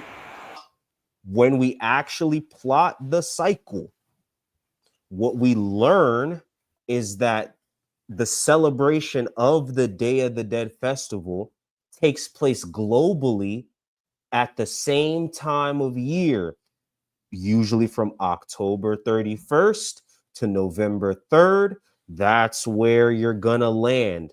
Now, this particular period of the year is directly tied to the Leonid meteor shower, the Taurid meteor shower, right? Which would ultimately point back to the remnants of some deep space impact object, right? We have to understand all of these different cultures around the planet associated this period of time with the Day of the Dead, the thinning of the veil, and also with these deep astrological signs. On Halloween night at midnight, that is when the Pleiades reaches its zenith on your local meridian. So trust me when I say all of this ties together into a deep history about comets, asteroids, catastrophes, cataclysms, great fires, great balls of fire from the sky. All of this go. So here's what I want to tell you now. 3i Atlas is an anti-comet. This thing has done everything opposite day. Everything opposite day this thing has done that has defied the long-standing rules of what we have observed from comets up until this point. This thing is doing shit that no other comet in observable history has done. This shit's an anti-comet. It's a meme comet. It's a meme comet. What if I told you that the hyperstitional density on Earth has gotten so thick that now we are replaying, we are bringing back some of our greatest historical hits in terms of our trauma on the planet? What if I told you that you're looking at a ghost echo of the same comet that wiped out Atlantis? What if I said that? Would you buy that? Would you rock with that? Would you take that for what it's worth? Because the day that 3i Atlas made perihelion, that means the closest it would approach to the sun before getting swung back out of the solar system, that day on the Mayan calendar was 6 men. 6 men. Men is the archetype of the eagle, the falcon, the hawk, the bird of prey who has the direct vision to stare into the heart of the sun, thus making them the solar guardian. So wait a minute. I said Halloween is about catastrophe and cataclysm, possibly and most conspicuously connected to comets. I know you've seen A.A. Rashid lecture on 363 Empire, where he talked about comets being the essence of the divine father, the panspermia theory. Okay. So here we go. We have the comet in the picture at the time when the ancestors venerate and honor the loss of life. They pour one out for the dead homies that died during those great cataclysms, because they weren't just any regular old cataclysms. No. These things tore holes in all of space-time. Why do you think they keep saying the veil is thin around this time of year?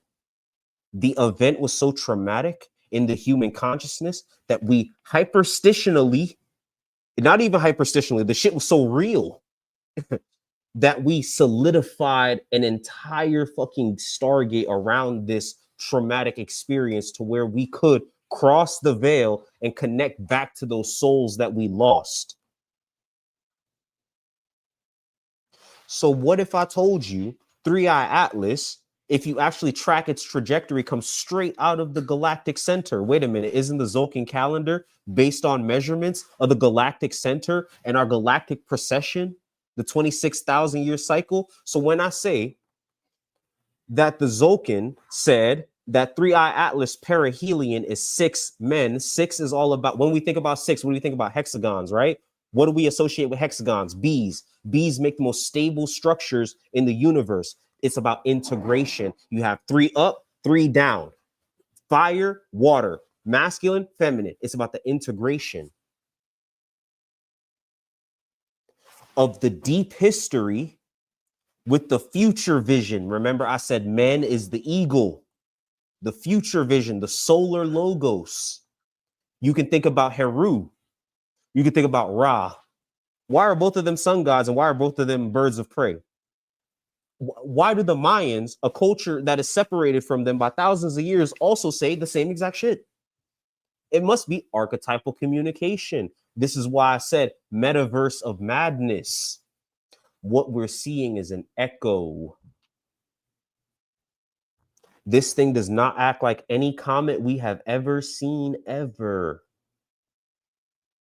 It's coming in at a time of the year that is so significant to human history that we branded an entire holiday off of it 13,000 years after the fact.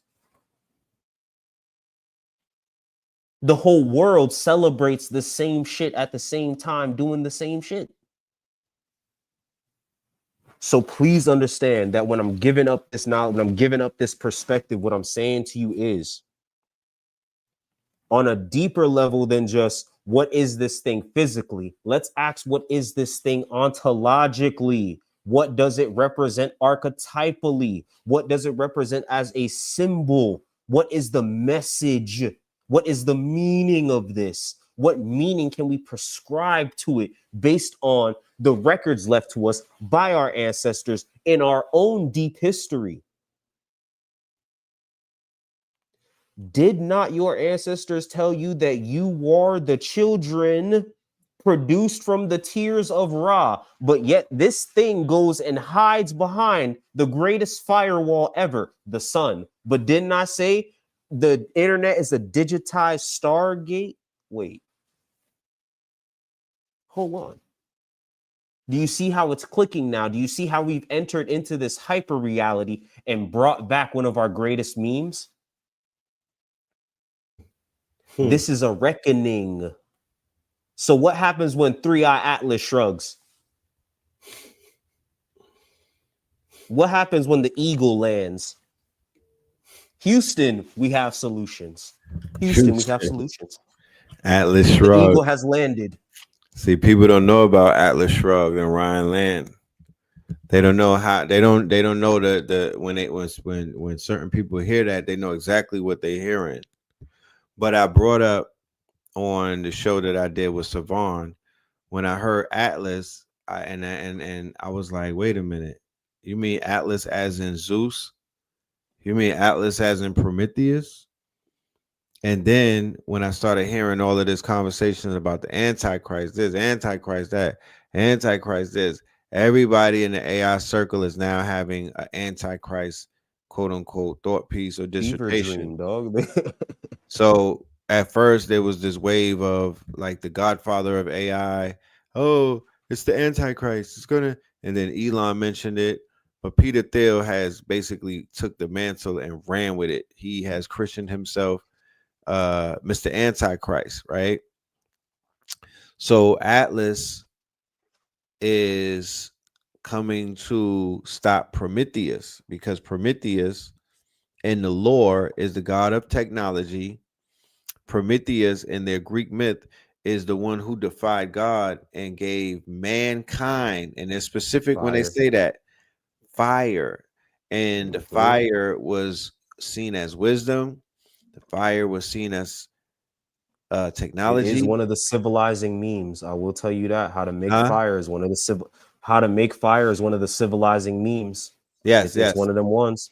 Yes. So Prometheus stole the fire from God, and he was also feeding man he was feeding the gods or the titans entrails, and he was feeding man the best parts of the meat, right?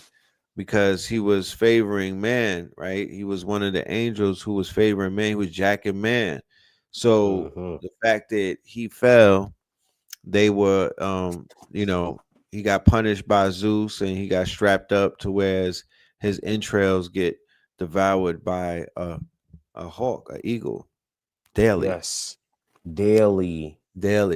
So Atlas is the one that stops him, right? And Zeus is the father, Saturn, right?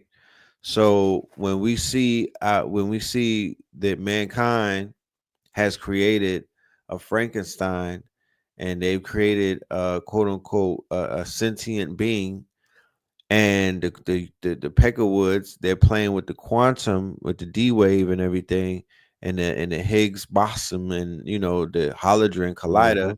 It's almost like, so when you see the 3-eye atlas coming from an intergalactic dimension, think the movie Intergalactic that Christopher Nolan did, and he's going to explain to you why that is the third object that is in our quote unquote solar system from an intergalactical dimension.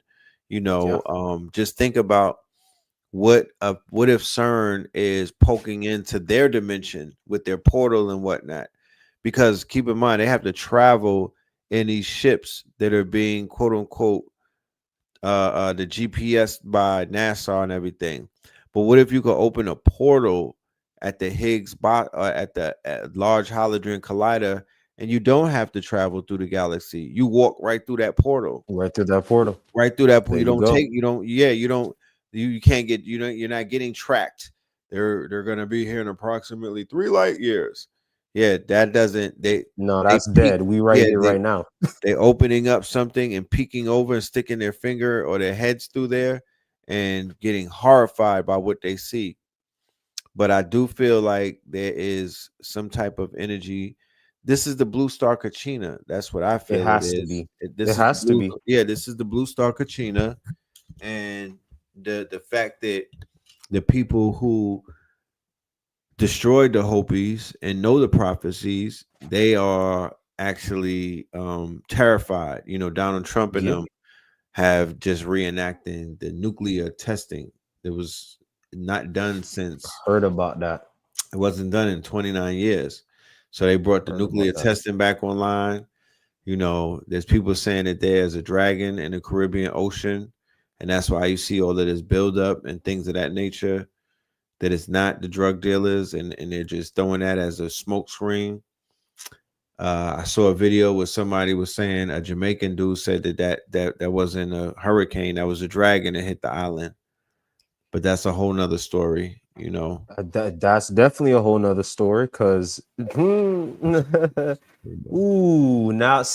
we getting interesting, because there's a Japanese god of storms who is an ocean dragon, Ryujin. You see what I'm saying? Right. So how is it this Jamaican man said, this is a dragon that brought this storm, but I can tie that back to the same Japanese influences that I use to build the synchronicity. At this point, this is what we have to talk about. This shit's getting weird. It's getting weird. Not just these simple little Mandela effects, bro. It's getting a little. They said this 3-eye atlas is speeding up. It changed its course and acceleration. It did. Let's check out.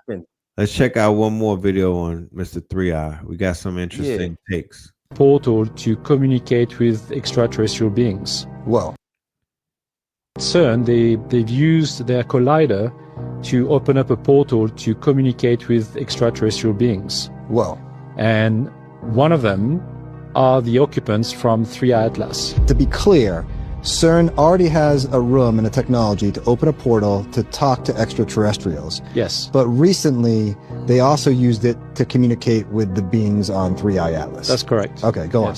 So those beings introduced themselves as such, like we are the occupants of this object, and they did not show up physically. They show up as holograms. Now, they apparently showed up as holograms. They look tall, that's what she said, and they communicated telepathically with every single scientist in the room. Wow. And they all got the same message, which is that they are coming in peace and are just trying to come over here to gather all the star seeds of his planet. So when you remote viewed, did you pick up on that intention as well? Yes and no. I believe that the direct reptilians, will be coming to Earth, but as to know what the exact intent, that I could not really say. Well, this is an extraordinary development. It is. You'll see no white folks celebrating in the Did you do that on your own, or were you tasked with this assignment? I was tasked by the same intelligence people. They did that weak ass No King's March. If the Three Atlas had anything to do with them, they would have been mad deep doing yoga, staring at the sky. They got together more than 1 million of them for No Kings, whatever the hell that was. Fast forward, nobody could even remember why they were out there. This is not for them. This is not on their radar. You could tell. This has shit to do with them, bro. Believe you me. I'm working with to look at the object because those had concerns. But what I saw as a remote viewer was a mothership with occupants on board, and they were mostly direct reptilian occupants. Okay. That's what, I saw as a remote viewer.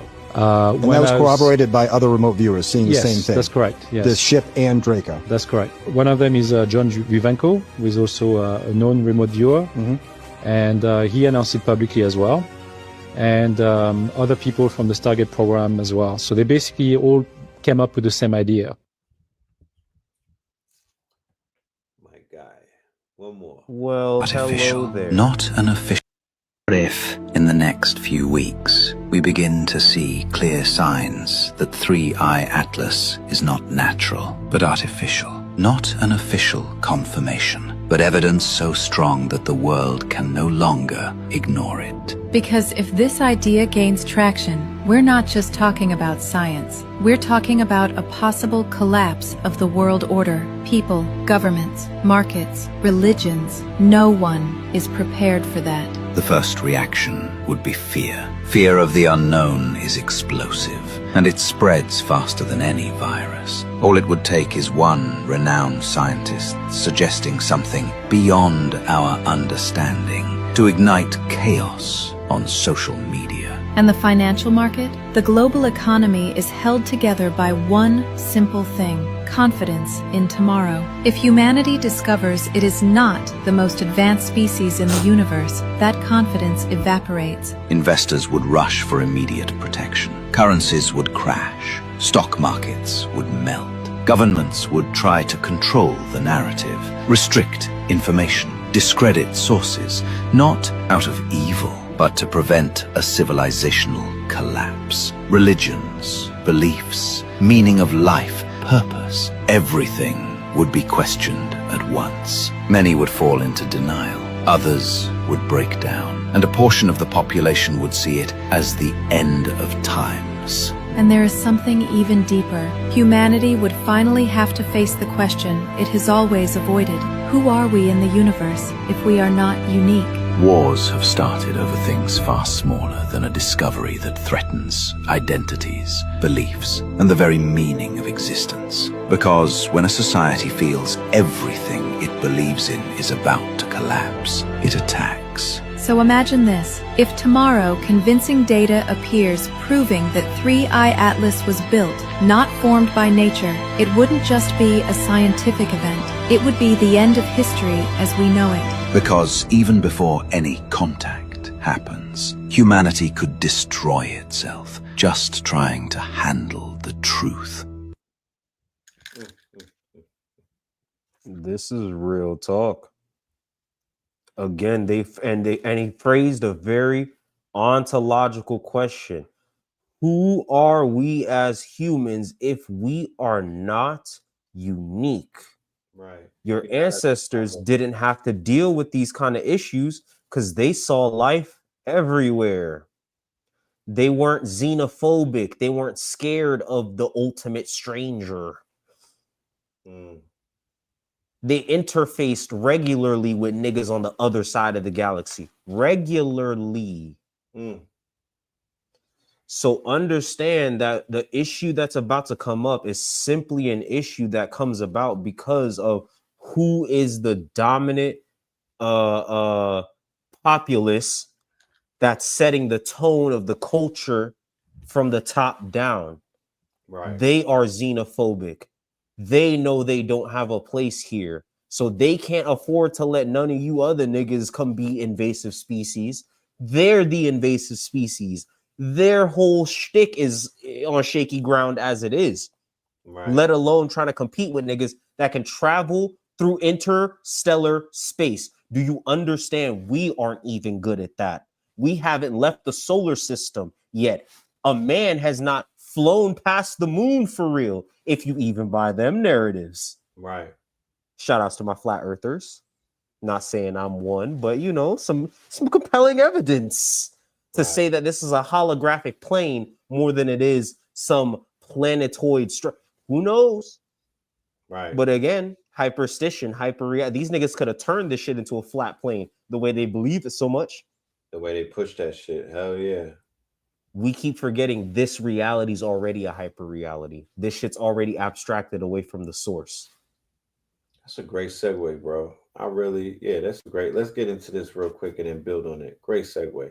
Menace, where nightmares have kingdoms, and dark fantasy is the genre where magic meets menace, where nightmares have kingdoms, and even heroes carry a curse. Think horror, but cloaked in myth. Fantasy, but with more blood and shadow. Stories that don't want to make you feel safe. It's the world of Berserk, where every sword swings against a trauma. Or Stephen King's Dark Tower, a western in hell. Gothic warriors, haunted quests, no clear good or evil, just survival. Some say it started with Poe, others say it was born when horror and fantasy made a baby and forgot to give it a happy ending. With morally gray protagonists, sympathy for monsters, apocalyptic vibes and poetic pain, dark fantasy doesn't scream like horror, it whispers. And once you hear it, you don't want to leave. For the broken kings, for the cursed girls, for anyone who ever felt like the villain and the hero in their own story. It's not just a genre, it's an escape and a reckoning.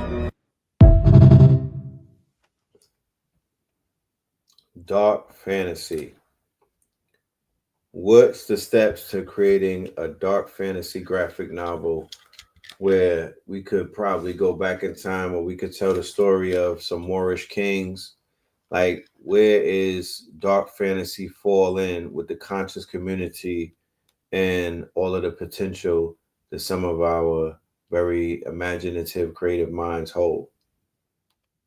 For me, again, this is where I point back to Afrofuturism, because Afrofuturism is probably one of the most inclusive of the, not only of the philosophical stances that you can kind of associate with Blackness, but also in regards to the artistic stance. There's no one Afrofuturistic style per se. You see what I'm saying?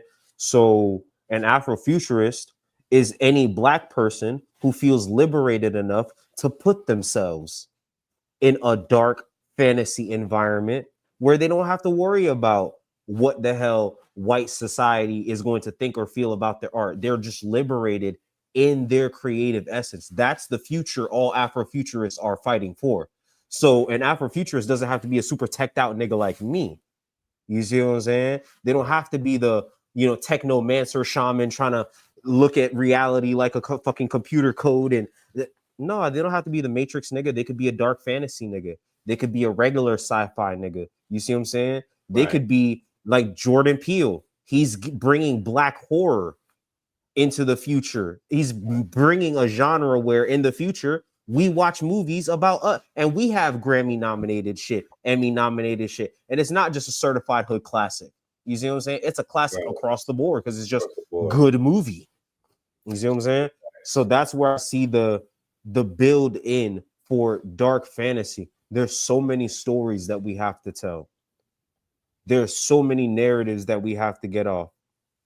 Stories and narratives are how we are going to, again, play a role in the culture war that we're fighting. They're constantly trying to erase all of the forms of representation that don't serve their agenda to oppress you. So when you write dark fantasy and you show a morally gray, melanated protagonist who got to do some shiesty shit, but does it for the right reasons. But then, and you have to wrestle with their humanity, and you make your character ask, what is the nature of my being? When Right. you do that, that's an Afrofuturist story by default. By default. This is how, because you are now taking away the narrative from the oppressor, and you're giving yourself a liberated space to speak on your own experience under the motifs, the archetypes, and the stylistic aesthetics that most call to you. You don't have to write another hood classic if that's not genuinely what's in your heart. That's what I'm saying. It's not to say that we don't have place for the hood classic 2.0.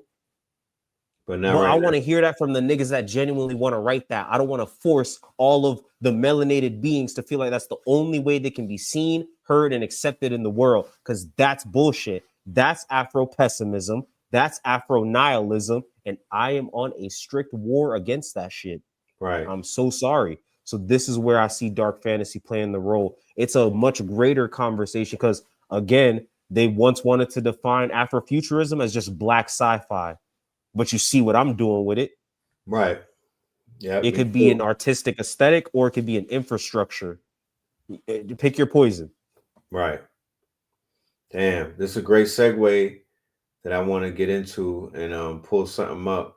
When you talk about creating fantasy and creating characters and controlling the narrative, it harkens back to one of our brightest lights that we were able to produce, and it was 10 years ago approximately, and it was an album called Scorpion King, and that was a soundtrack to a movement that didn't have a name necessarily. It had a name, but it was a soundtrack to a movement that basically shook the world, So we're knocking on a 10-year anniversary when we hit 2026. So what I'm doing with the AI is I'm doing an animated film to celebrate that. It's going to be like anime, and it will be the Scorpion King film.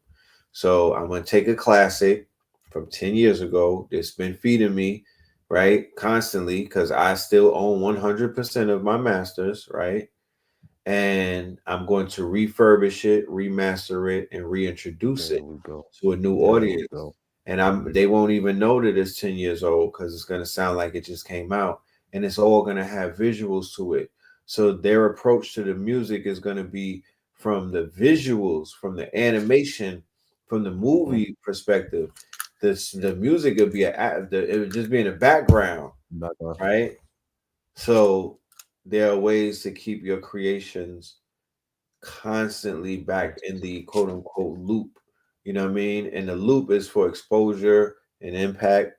And the loop is just to, there's people being born every day. So you can't assume that everyone saw your art. You have to continue to loop. Let me say this, right? 90% of your following never sees your posts. Please feel free to post as much as you want. Promote yourself once you have a solid something, right? Once you go through the POL, right? The QR code right there, you see it. Once you go through the POL and you build something and you're super proud of what you built, go balls to the wall. Right. Go balls to the wall. Present yourself. Get out there. Say what you need to say, because your audience is not really seeing you every day. They're not. You have to keep yourself fresh in their mind. Keep yourself going. And I want to touch on what you was just saying, Red, because let me say it like this. What you just heard Red talking about, that's brand strategy right there. How do I take one piece of content and flip it into 10 more pieces of content while still maintaining the original world that I built 10 years ago, but breathing new life into it? How do I do it? You see how that takes some real genuine human thought? And you see how Red is taking his time with it because he put a lot of work into the original product itself. Look at how he's taking his time to consider, all right, I want to do this with it. I want it to feel like this, look like that. I want to present it to the family with this. It needs to come with a box set. It needs to come with this. It needs to come with that. Da-da-da-da-da. Boo, boo, boo. When I first got Scorpion King, nigga, it was just a disc signed by Red and Blue. That's right. With some good artwork. Good came in a nice case. Good artwork. But now look at this. I've invested in the brand, and now 10 years later, I get to see him go and take that same project that I can quote damn near word for word still off the top of my head. Yeah, you got this incredible focus indelible. Yeah, Focus on pedestal. Woo, I'm 100%. Right. All that It's shit. gonna turn into Now I vinyl. get to see the 2.0, the 3.0, the vinyl, the movie. I get to make my own little altar, my own little, you know what I'm saying, my ephemera, right? I get to make my own little altar to Scorpion King. This was an album that did something to me in my early days as a youth, trying to get this consciousness. This nigga made me feel like consciousness was cool as shit. I could rap these songs out loud and feel like I was really in my Moorish moccasins getting my shit on. You know what I'm saying? That part. Now I take that and I make that part of my when the VR AR worlds start getting more, I can now digitize that and put that into my gallery and say, yo, these are the pieces of art that I've collected that mean something to me. And now I have my whole digital gallery. And now, because I'm branding myself, people come into my world and they get to see the things that influence me. You see what I'm saying? I get to not only benefit my platform, right, off the art that I'm curating, but me and Red got a smart contract behind the scenes. Every time someone come in and hit play on his installment in my museum, he get a licensing fee, he get a cut, and we don't even have to do no more negotiating or talking to it. We just hit each other up. Thanks for the cash, bro. Yo, family. Out. How many of y'all out here are actually listening to what this brother is building on and understand the levels that this brother is introducing in a day and time where this is crucial? I promise you, we have not been receiving this type of insight and this level of quote unquote observation in this community. This is the missing piece that we need in order to literally rebuild and rebrand ourselves in this new era where it's literally everybody has the opportunity to do that. Facts. That's one of the advantages. That's what AI did. That's what social media did. That's what the Rewind- internet did. yeah. It disrupted it. Yeah, it disrupted, and then it actually rewinded the clock and allowed you to get back and do it one more again. And this time around, you could either be yourself, or you could be somebody else, or you could go faceless, or you could dive into a persona that you might have been judged by. But if you create that persona and become it, there's somebody out there that rock with it. God damn it. And that's what the AI is bringing. Yeah. If I want to say this, if I really wanted to be weird, like if I was really in my weird bag, like if I really wanted to be weird, man, I'll be posting the weirdest fucking pictures of me that the AI sent me back all day just to weird out. You know what I mean? But it's happening. It's there. It's giving you the option. AI done sent me a folder of some weird shit. I'm like, God damn, fam. Like, come on, twin. That's how you feel about me? Yep. And it's crazy just seeing these new levels of experimentation. You don't even know how many millions of $1 million ideas you'll run across just by being able to see a new image. You'll look at that A-Train Superman version of you. That could become a whole series in and of itself. You see what I'm saying? Mans can flesh out a whole world, all of these things can compound on themselves.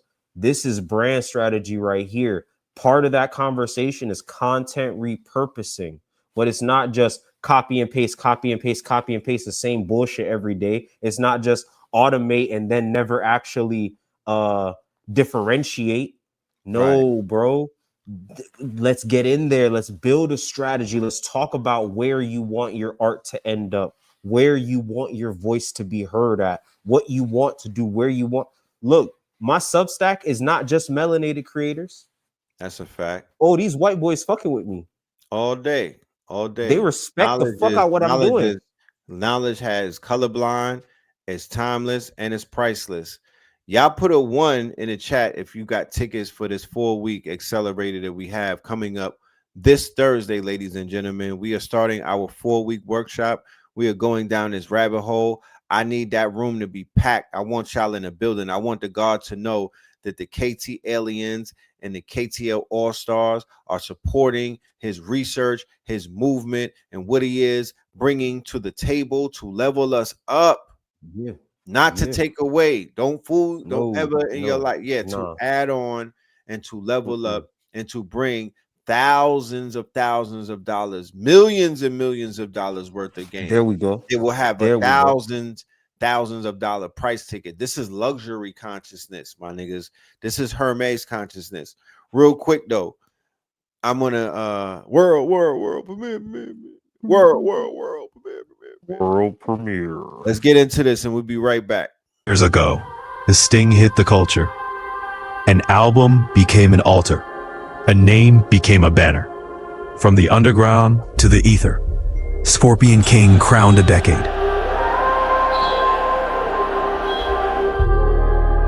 The vision didn't stop at wax. It grew fangs. It grew wings. Myth turned to movement. Movement turned to blueprint. Tonight, we honor the past and strike the future. The legend sheds its skin and steps on screen.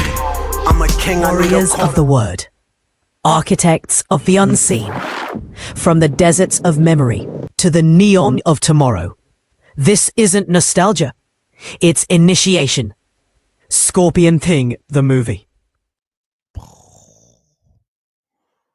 Yeah, the movie on the way, y'all. The movie on the way. But real quick, before we get out of here, this world premiere, this is a part of our upcoming. We're going to make the official announcement on my birthday, but we're doing a soft rollout for our school, SKOOL. We have an online school. This is going to be the home for our brothers and sisters that have joined us for the workshop. This is also going to be home for my brothers and sisters, my KTLE and master students, who I'm going to be putting on the stage. We're turning students into teachers, ladies and gentlemen, students into professors, ladies and gentlemen, graduates into founders, ladies and gentlemen. So in the Imaginarium, which is our new school, the Imaginarium, yes, we have prompt packs. We have a special prompt pack from the God, right? The primal ontological loop, right? This is his prompt pack, and his course will also be available. We have AI accelerated, how to clone yourself, pay us in crypto, the fantasy complex industry, the part 1 and the reloaded one, 100 income streams. We have our calendar with all of the different classes and events that we're having.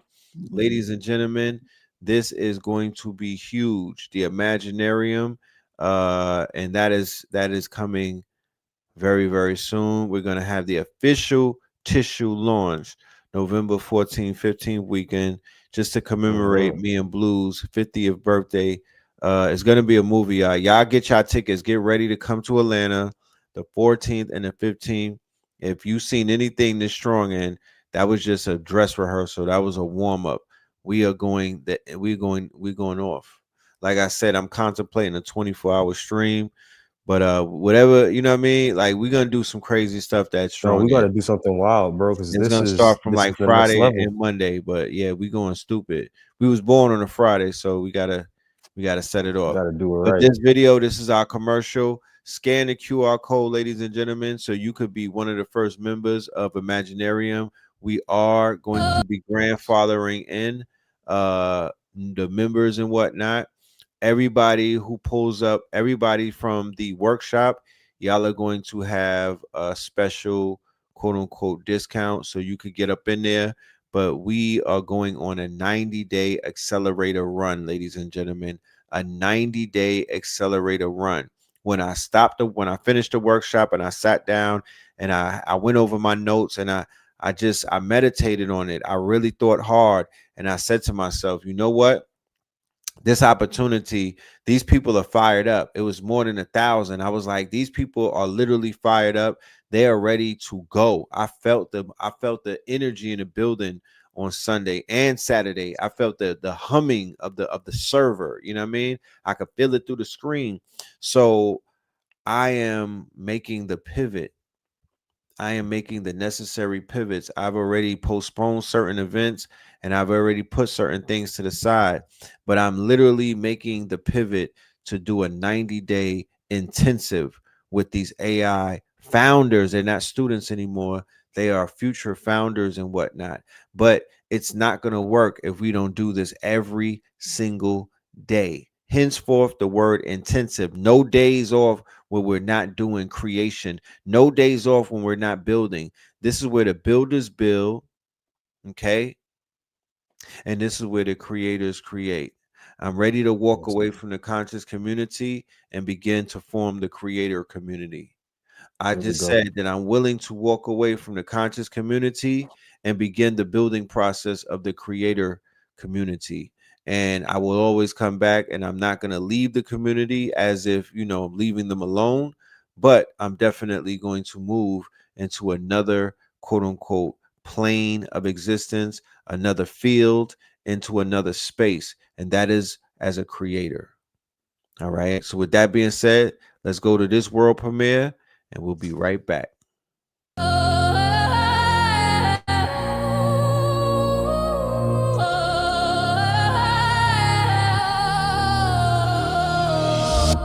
In Brooklyn shadow, dreams come alive. At dawn's new light, let your spirit thrive. Breathing courage, let your strength ascend. Dark fire rise and let the power blend. Your aura's a beacon, luck finds its way. With bold steps forward, seize a new day. Shouted proud, success is my own fate. I'm glimmering now, it's time to elevate. I'm a magnet for dreams, success my claim. In sync with fortune, dancing in the game. Wealth cascades freely, triumph ignites. My heart's ready, soaring to new heights. Gentle as a rhythm in your Bomba Clyde, Napoleon Pill, drill music. Listen to the lyrics though. You got Napoleon Pill on a drill beat, yo. They giving life on a drill beat, y'all. To this day. To this day.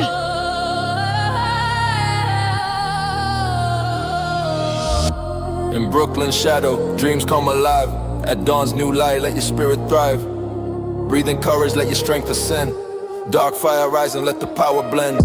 Your aura's a beacon, luck finds its way. With bold steps forward, seize a new day. Shouted proud, success is my own fate. I'm glimmering now, it's time to elevate. I'm a magnet for dreams, success my claim. In sync with fortune, dancing in the game. Wealth cascades freely, triumph ignites. My heart's ready, soaring to new heights. Gentle, it's a rhythm in your soul's beat. Fueling your drive, making goals complete. Your aura's a magnet, attracting sway. Dance with prosperity night into day. Riches may flow, but spirit stands tall. Growth the reward, answering the call. Money's a vessel, clarity's the map. No rush needed, wealth's in your grasp.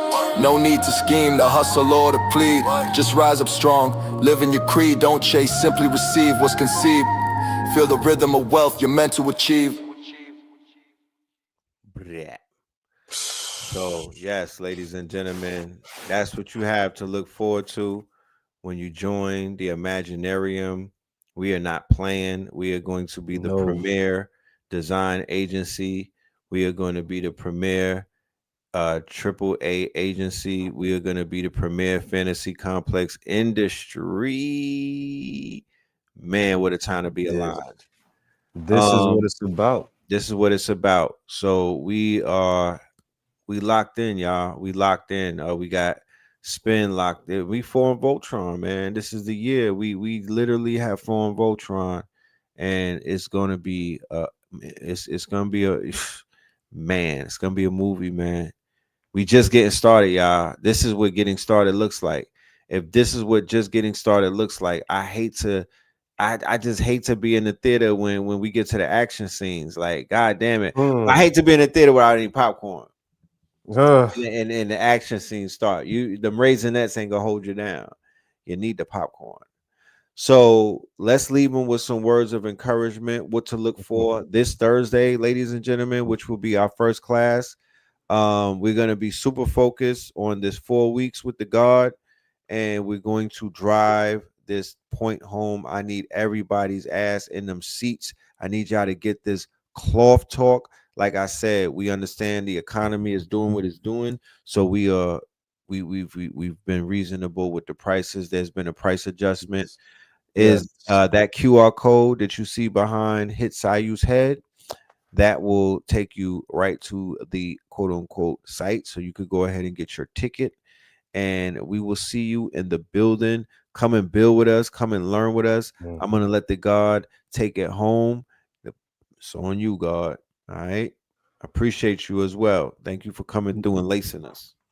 No, it's an absolute pleasure. It's an absolute honor. Family, I want you to understand that even our decision to reprice is an active part of the branding process. You see what I'm saying? We want to meet the family where they are at. We understand that there's a lot of financial wizardry going on. None of us are exempt from it. We're all trying to collectively bring ourselves together to combat what's going on. And I'm telling you, this is one of the ways where you can 10x your effort. You can multiply the benefit that you get out of this. Skipping strategy is the worst strategy of all. It is a 6-figure, 7-figure mistake that you're going to make. And that's just in lost opportunity. That's not even dealing with the legal fees, the rebranding fees. Trust me, it's much more expensive to hire me to do your rebrand, because now I got to organize the pile of shit that you made. Instead of you coming to me from the start and getting the preventative care, getting the cure. I'm not trying to sell you no medicine to hide your symptoms.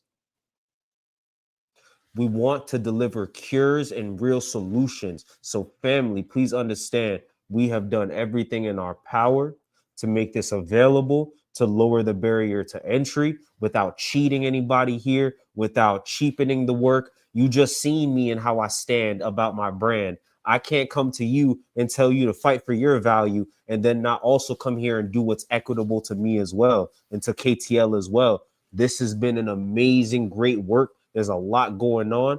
Trust me when I say the prompt pack, that's on board. You're getting that straight up. You see what I'm saying? The first look, you're getting a first look at the Primal Ontological Loop Brand Codex. 100 and something pages of sauce. Red already seen it. Already know. Why you think I'm here right now? Why you think I'm here right now? He read that shit and said we need to make a course yesterday. Facts. Please understand, I'm delivering all of it. I'm working. I'm growing. I'm about to start redoing. You've seen the Tetra tool test. That's stage 1. That was a bonus. That was a freebie for the family, so y'all can understand what y'all are coming into week 1. But everything else is behind that curtain. And I promise you, this is about value delivery. This is how we make sure that what you build not only matters to you, but matters to an audience that can pay your way into the liberated lifestyle that you would like to lead. It's individuals with strong brand presence that are going to reorganize this community. I promise you that much. Branding and marketing is how you ended up in this bullshit. Branding and marketing will be your way back out to that sovereign lifestyle. We need to reimagine, reinvent, and reinvigorate our culture. We need to stand on our own ethnic image and stop letting these other motherfuckers write narratives about us that become self-fulfilling, hyperstitional prophecies. When we control the narrative, we control our fate. Word to Sun Ra, that is the altered destiny at work. Space is the place. Go on YouTube right now after this and watch Space is the Place. by Sun Ra and get you some Afrofuturistic education, get you some Afrofuturistic inspiration so you can see in real time that what the fuck we doing here now is the future. I am not a brand strategist of the future. I'm the brand strategist from the future. I'm not predicting what's about to happen. I'm remembering this shit in real time.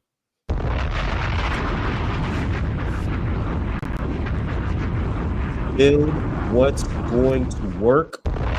Let's build what's going to help the family.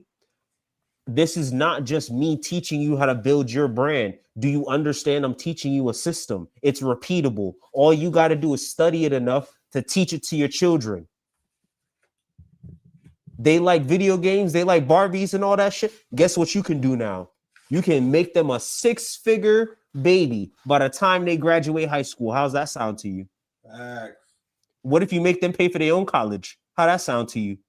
Facts.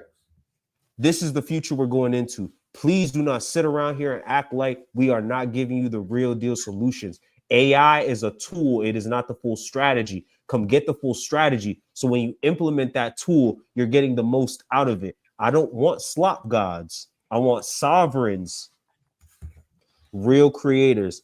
That's all I'm going to say for that. I really can't stress enough how passionate I am about this work. It is our brand identity as a culture. It is our ethnic image. It is the narrative that drives us as a people. That's why we made myths. We are the origin of all myths on earth. All myths on earth are about us. Facts.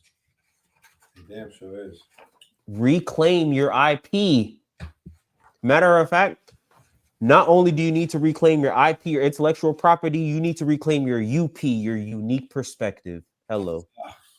That's how you feel? That's how I feel. November 6th, this Thursday, Primal Ontological Loop, Brand Accelerator, 4 weeks, 4 chambers, tool, expression, identity, meaning, plus the bonus round, tool.regen. Oh, nigga, we regenerate the tools. We reinvent the tools once you crystallize your meaning. We're delivering the entire system. You're not going to go into the world lost. You're not just going to be on these platforms, paddling your wings and shit and not flying nowhere. Be blessed, family. Be blessed. Sign up right there. Let's get it. Let's get it. Let me get my hands on y'all and let me make y'all into the gods that y'all are always supposed to be.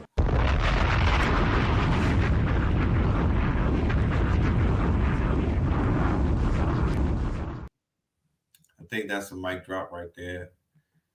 Yeah, that's as mic drop as it gets, my good brother. So with that being said, ladies and gentlemen, I want to say thank you. And I want to say that we look forward to seeing you on Thursday. We will be there in the building, ready, willing, able. Let them know real quick. I think I'm feeling generous, man. Could we give away something today for the people who purchase tickets? Could we throw that prompt pack at them so they can? Let's throw the prompt pack at them right now. Yes. Everybody that purchases their ticket tonight, today, whatever the case may be, I don't even know what time it is. We done took this thing so far. All right. I not only want to give them the prompt pack, give them the Tetra tool test too. Let's run it up. Give them both. Yeah, the Tetra. I want you to come in on Thursday, ripping and running to go. Okay. Oh, you really feeling yourself. Okay. Oh, I'm in my bag, nigga. We really doing it. I want you to come in on Thursday with ideas about what your starting tool already is. That is true. That's definitely true. You definitely want to come in already with an idea. Just an idea is all you need. I'm sure that as we were talking about this, niggas know like, oh shit, I want to go do this. I've been dying to do this my whole life. They already got an idea. We're going to go through the whole process and do this shit properly. Got to follow the system. Can't just skip it, right? But definitely throw that at them. Let you see the process, work through it. You might not have the whole thing mapped out by the end of the week, but starting it will help you so much. So let's throw that prompt pack. Let's throw the Tetra tool test at them. Mind you, I built the prompt pack so that way you could plug in the Tetra tool test to the prompt pack and have it even flesh out and automate a little bit of the process of explaining to you how to market, brand, and sell your tool, how to show you what users and audience demographics actually rock with what you're doing and actually need what you're doing. This is about utility, not visibility.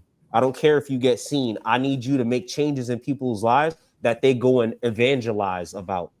Right. Here go the prompt pack, ladies and gentlemen, so you know what it is. The Primal Ontological Loop Prompt Pack. This comprehensive AI prompt pack is designed to transform the AI system into a sovereign identity architect. So you will be able to literally get that Hitsuyo shot in the arm. You know what I mean? He's giving you a super duper boost. You know what I mean? Yeah, it's almost like you're putting on his oh shit. Yeah, it's I put the shiesty in the prompt pack. There it goes. My bad. I thought y'all saw that. So there's the prompt pack, ladies and gentlemen. You get access to his brain, you get access to his mind, you get access to specific prompts that you could plug and play. You could put him right in ChatGPT, you could put it in Gemini, Claude, any one of the intelligent machines and whatnot, and then boom. Yeah, Audi. It will do what it needs to do. It will. So family, take your time. Let's really think about how we're integrating these tools. Let's think about what value we want to deliver. And more importantly than that, let's think about the myth that you want to die known for. You see what I'm saying? Right. I think that how do you want to go to your grave and what do you want to be remembered as? To be real, I don't want to go to my grave as no branding nigga. Not really. I want to go to my grave as a farmer. I want bees to teach me how to brand. I want trees to teach me how to market. You see what I'm saying? Right. This is where we learned everything in the first. Why is a flower so beautiful if it's not branding to attract the butterflies and the bees to it? Right. The flower can't see itself, but yet it makes itself beautiful for those that can appreciate, those who do have the same unique perspective. Right. That's a fact. You said there's no price on it.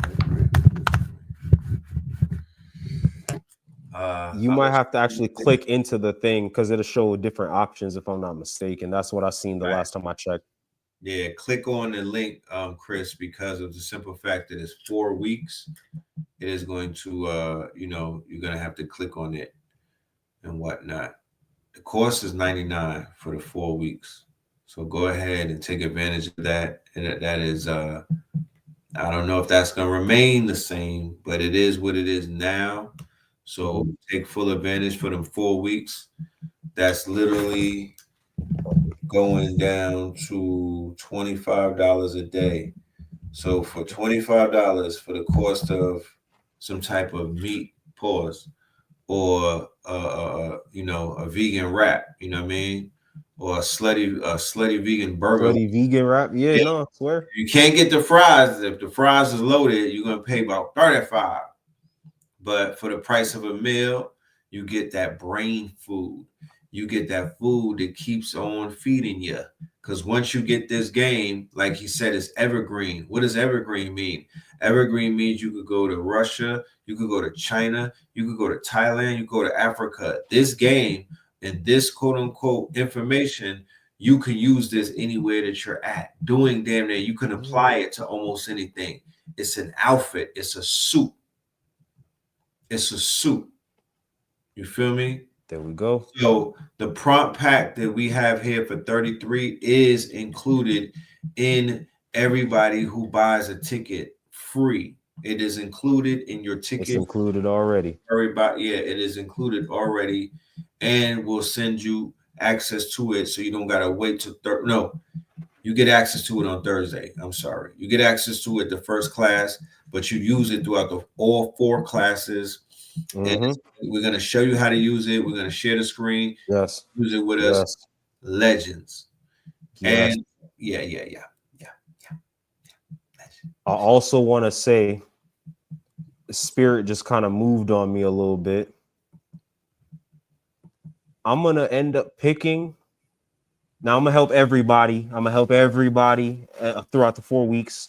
We're gonna have all the private channels to discuss. I'm gonna be there. I promise you, I'm gonna be there. But the 3 brands that I see come up out this shit with the most fire, I'm going to personally take it upon myself to induct you into what I call a premium service of mine, the Alter Destiny Arc. It's literally a 6-month brand development plan that I'm going to build out for the best. And mind you, a little healthy competition is good. All the time. After all, this is your soul you're trying to build an empire around. So I would hope you were willing to show up ready to go to war about this, at least a little bit. Right. Steel sharpens steel, iron sharpens iron. I want to involve y'all in a process. So my top 3 alumni from the course are going to receive 6-month plans, and I'm going to help you implement them. You will be a part of my case study. So I'm gonna make you famous. You get to be one of them people that I talk about all around the world. When these crackers start paying me millions of dollars, it's free promo. Free promo for you. They'll know your I name. get to talk about how I made you a legend, how we made each other's legends work. So that's my final little piece of just, I want to deliver value, y'all. I promise you I want to deliver value. My top 3 alumni, the top 3 brands that come into this shit, come in real passionate, come in with a solid idea, really flesh it out, do their due diligence to the point where I damn near don't even got to talk to you because you just so ahead of the game. You just so ahead of the curve. Every question I ask, you got to answer for it to the point where I feel like I'm being annoying about it. Right. Y'all going to be the ones that I now, the same way Red is doing me, I'm going to do that for y'all. And we're going to carry this thing together. We're going to get your Substack together, right? We're going to get all of your platforms together. We're going to get your visual assets together. We're going to hook you the fuck up. Templates, all that good shit. And we're going to send you into the world as a solid brand. Ladies and gentlemen, that's my final offer. Y'all do what y'all need to do, but this is the time where we need to do it. Thanksgiving came early. Christmas came early. Easter came early. Your birthday came early. This is the one. $99. And we can really help you do this work. You've seen what I can do. I talked about the philosophy behind what I do. We did all the metaverse madness and all that. We showed you the process, the Tetra tool test. I brought you into my world and showed you the process of how I get this down. He did. And then the proof came when I opened up that portfolio. And now you got to go talk to the creative unicorn. She on Substack too. And she killing it. She getting up. She was already lit on Instagram. Her audience is even acknowledging and recognizing just the massive change that she's been through just in the last couple months that I've been branding her. You can go talk to her directly. She is more than open. I literally just dropped an article about her on my Substack in preparation for this very moment. So y'all go talk to her. Y'all go check her out. I don't mean to get into your business and everything, but what would a ticket like that cost to take an artist on? Like, what would you charge a label to take an artist and to brand them a superstar and to get them ready for this new digital era that we're in? All right. So in my general branding services, that would be a $5,000 a month retainer. Right. Just for the basic starting package. You see what I'm saying? Right. We start talking about that 6-month development plan. Now we're talking $9,500, $10,000. You see what I'm saying? Right. Plus the additional support that comes with it, right? And again, that's for the main structure of the shit. We can get into all types of a la carte things because I'm a full stack content creator. So let's say they like the way I edit videos. Now they want to bring me on to edit videos. That's a whole different cost. Now let's say you want to bring me on to do your Webflow web design. Nigga, that's another $10,000. I got to sit and make a website now. I might could vibe code some shit, do this, that, and the third. I still got to sit down and listen to you argue with me about colors. Right. They gonna run them damn fixes. The what do they call them? The edits. They're gonna run them edits up. You're gonna be like, God damn it, bro. I done went back 20 times to fix these little things. This is, and again, we're talking about evergreen skills. Design is one of those evergreen skills that you're always going to be able to use, right? So this is what we're ultimately dealing with. It would be $5,000 a month just on that first month. You see what I'm saying? Then after that, we can negotiate the add-ons, which just adds to the overall retainer price. But technically speaking, off top, I would need a 3-month commitment. Yeah, I can't just show you the loop and then set you up. I gotta set you up right. I gotta show you how to be on these social platforms and not get swallowed up by them, not let your emotions get too caught up in this shit. There's a deep part of this work that's just shadow work. Just owning all of the things that you suppress about yourself, because those are the weird things that are going to create the necessary moat. When they talk about the moat, think about a castle. It's what stops everyone from coming in and ransacking your shit and taking all your value, because there's a unique barrier to entry. Right. My moat is my personality. It's me. I'm the moat. Right. Can't no one else kick it like this. I realized that early on. No one is taking all of these different subjects and coherently putting them together. Outside of like who, Dr. Phil Valentine, Bobby, Panic, you see what I'm saying? No one in my generation is on that type of time like this, where they're mixing this many different conversations and still staying on point. I have to honor that about myself and own that about myself. And that's what separates me from every other nigga that uses AI in their branding system. Right. How many of them study anthropology? How many of them study eschatology? How many of them study ontology, aesthetics, epistemology? They just do a regular psychology, regular human behavioral tracking. That's fine. I took it deeper. So that's where we have to have, again, another conversation about a niche topic, the moat. How do you protect your value? Did you know to have that conversation before I said something like that? Right. All right. Ask yourself how many times this nigga said something that I heard for the first time. If it was over 5 times, bring your ass to class. That part. Well, you heard it here first, ladies and gentlemen. The God, you know what I mean? Here to implement change, transformation in the month of Scorpio. This is all about change and transformation. We are in alignment with the power of Scorpio. Scorpio is about rebranding. Scorpio is about image. Scorpio is about the 3 archetypes: the lizard, or what is the snake, the eagle, and the phoenix, right? So this is about resurrecting oneself, change clothes, change skins, shed skin, do all of these things. Show up on Thursday and we're going to work our magic. We're going to put hands on you. And yeah, we'll see you. We'll see you at the platinum party. Peace, love, and light to the family. Y'all stay dangerous. You heard? All right. This one right here is the classic Facts Remix. Red, blue, purple light, friends. Red, blue, purple light, friends. Facts. Red, blue, purple light, friends. Red and blue, purple light, friends. Facts.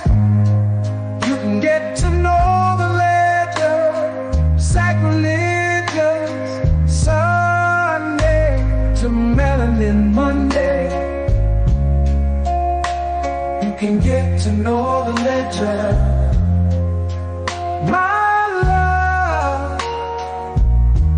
Just open your 3rd eye on Thursday. Lord, the food, the art, the clothes, the Vatican's getting exposed fast. We put the show on the road. You better stay on your toes. I was till the land focused on the ego. Then I open my heart, let go of the ego. Grand after grand, we stacking up these C notes. Facts, facts, yeah. We don't put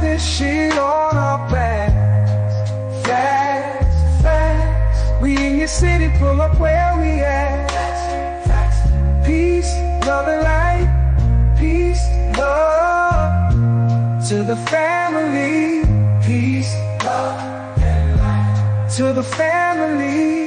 Peace, love and light to the family. These days and time, black man, is going to be the time that you have been waiting for. You came here for a reason.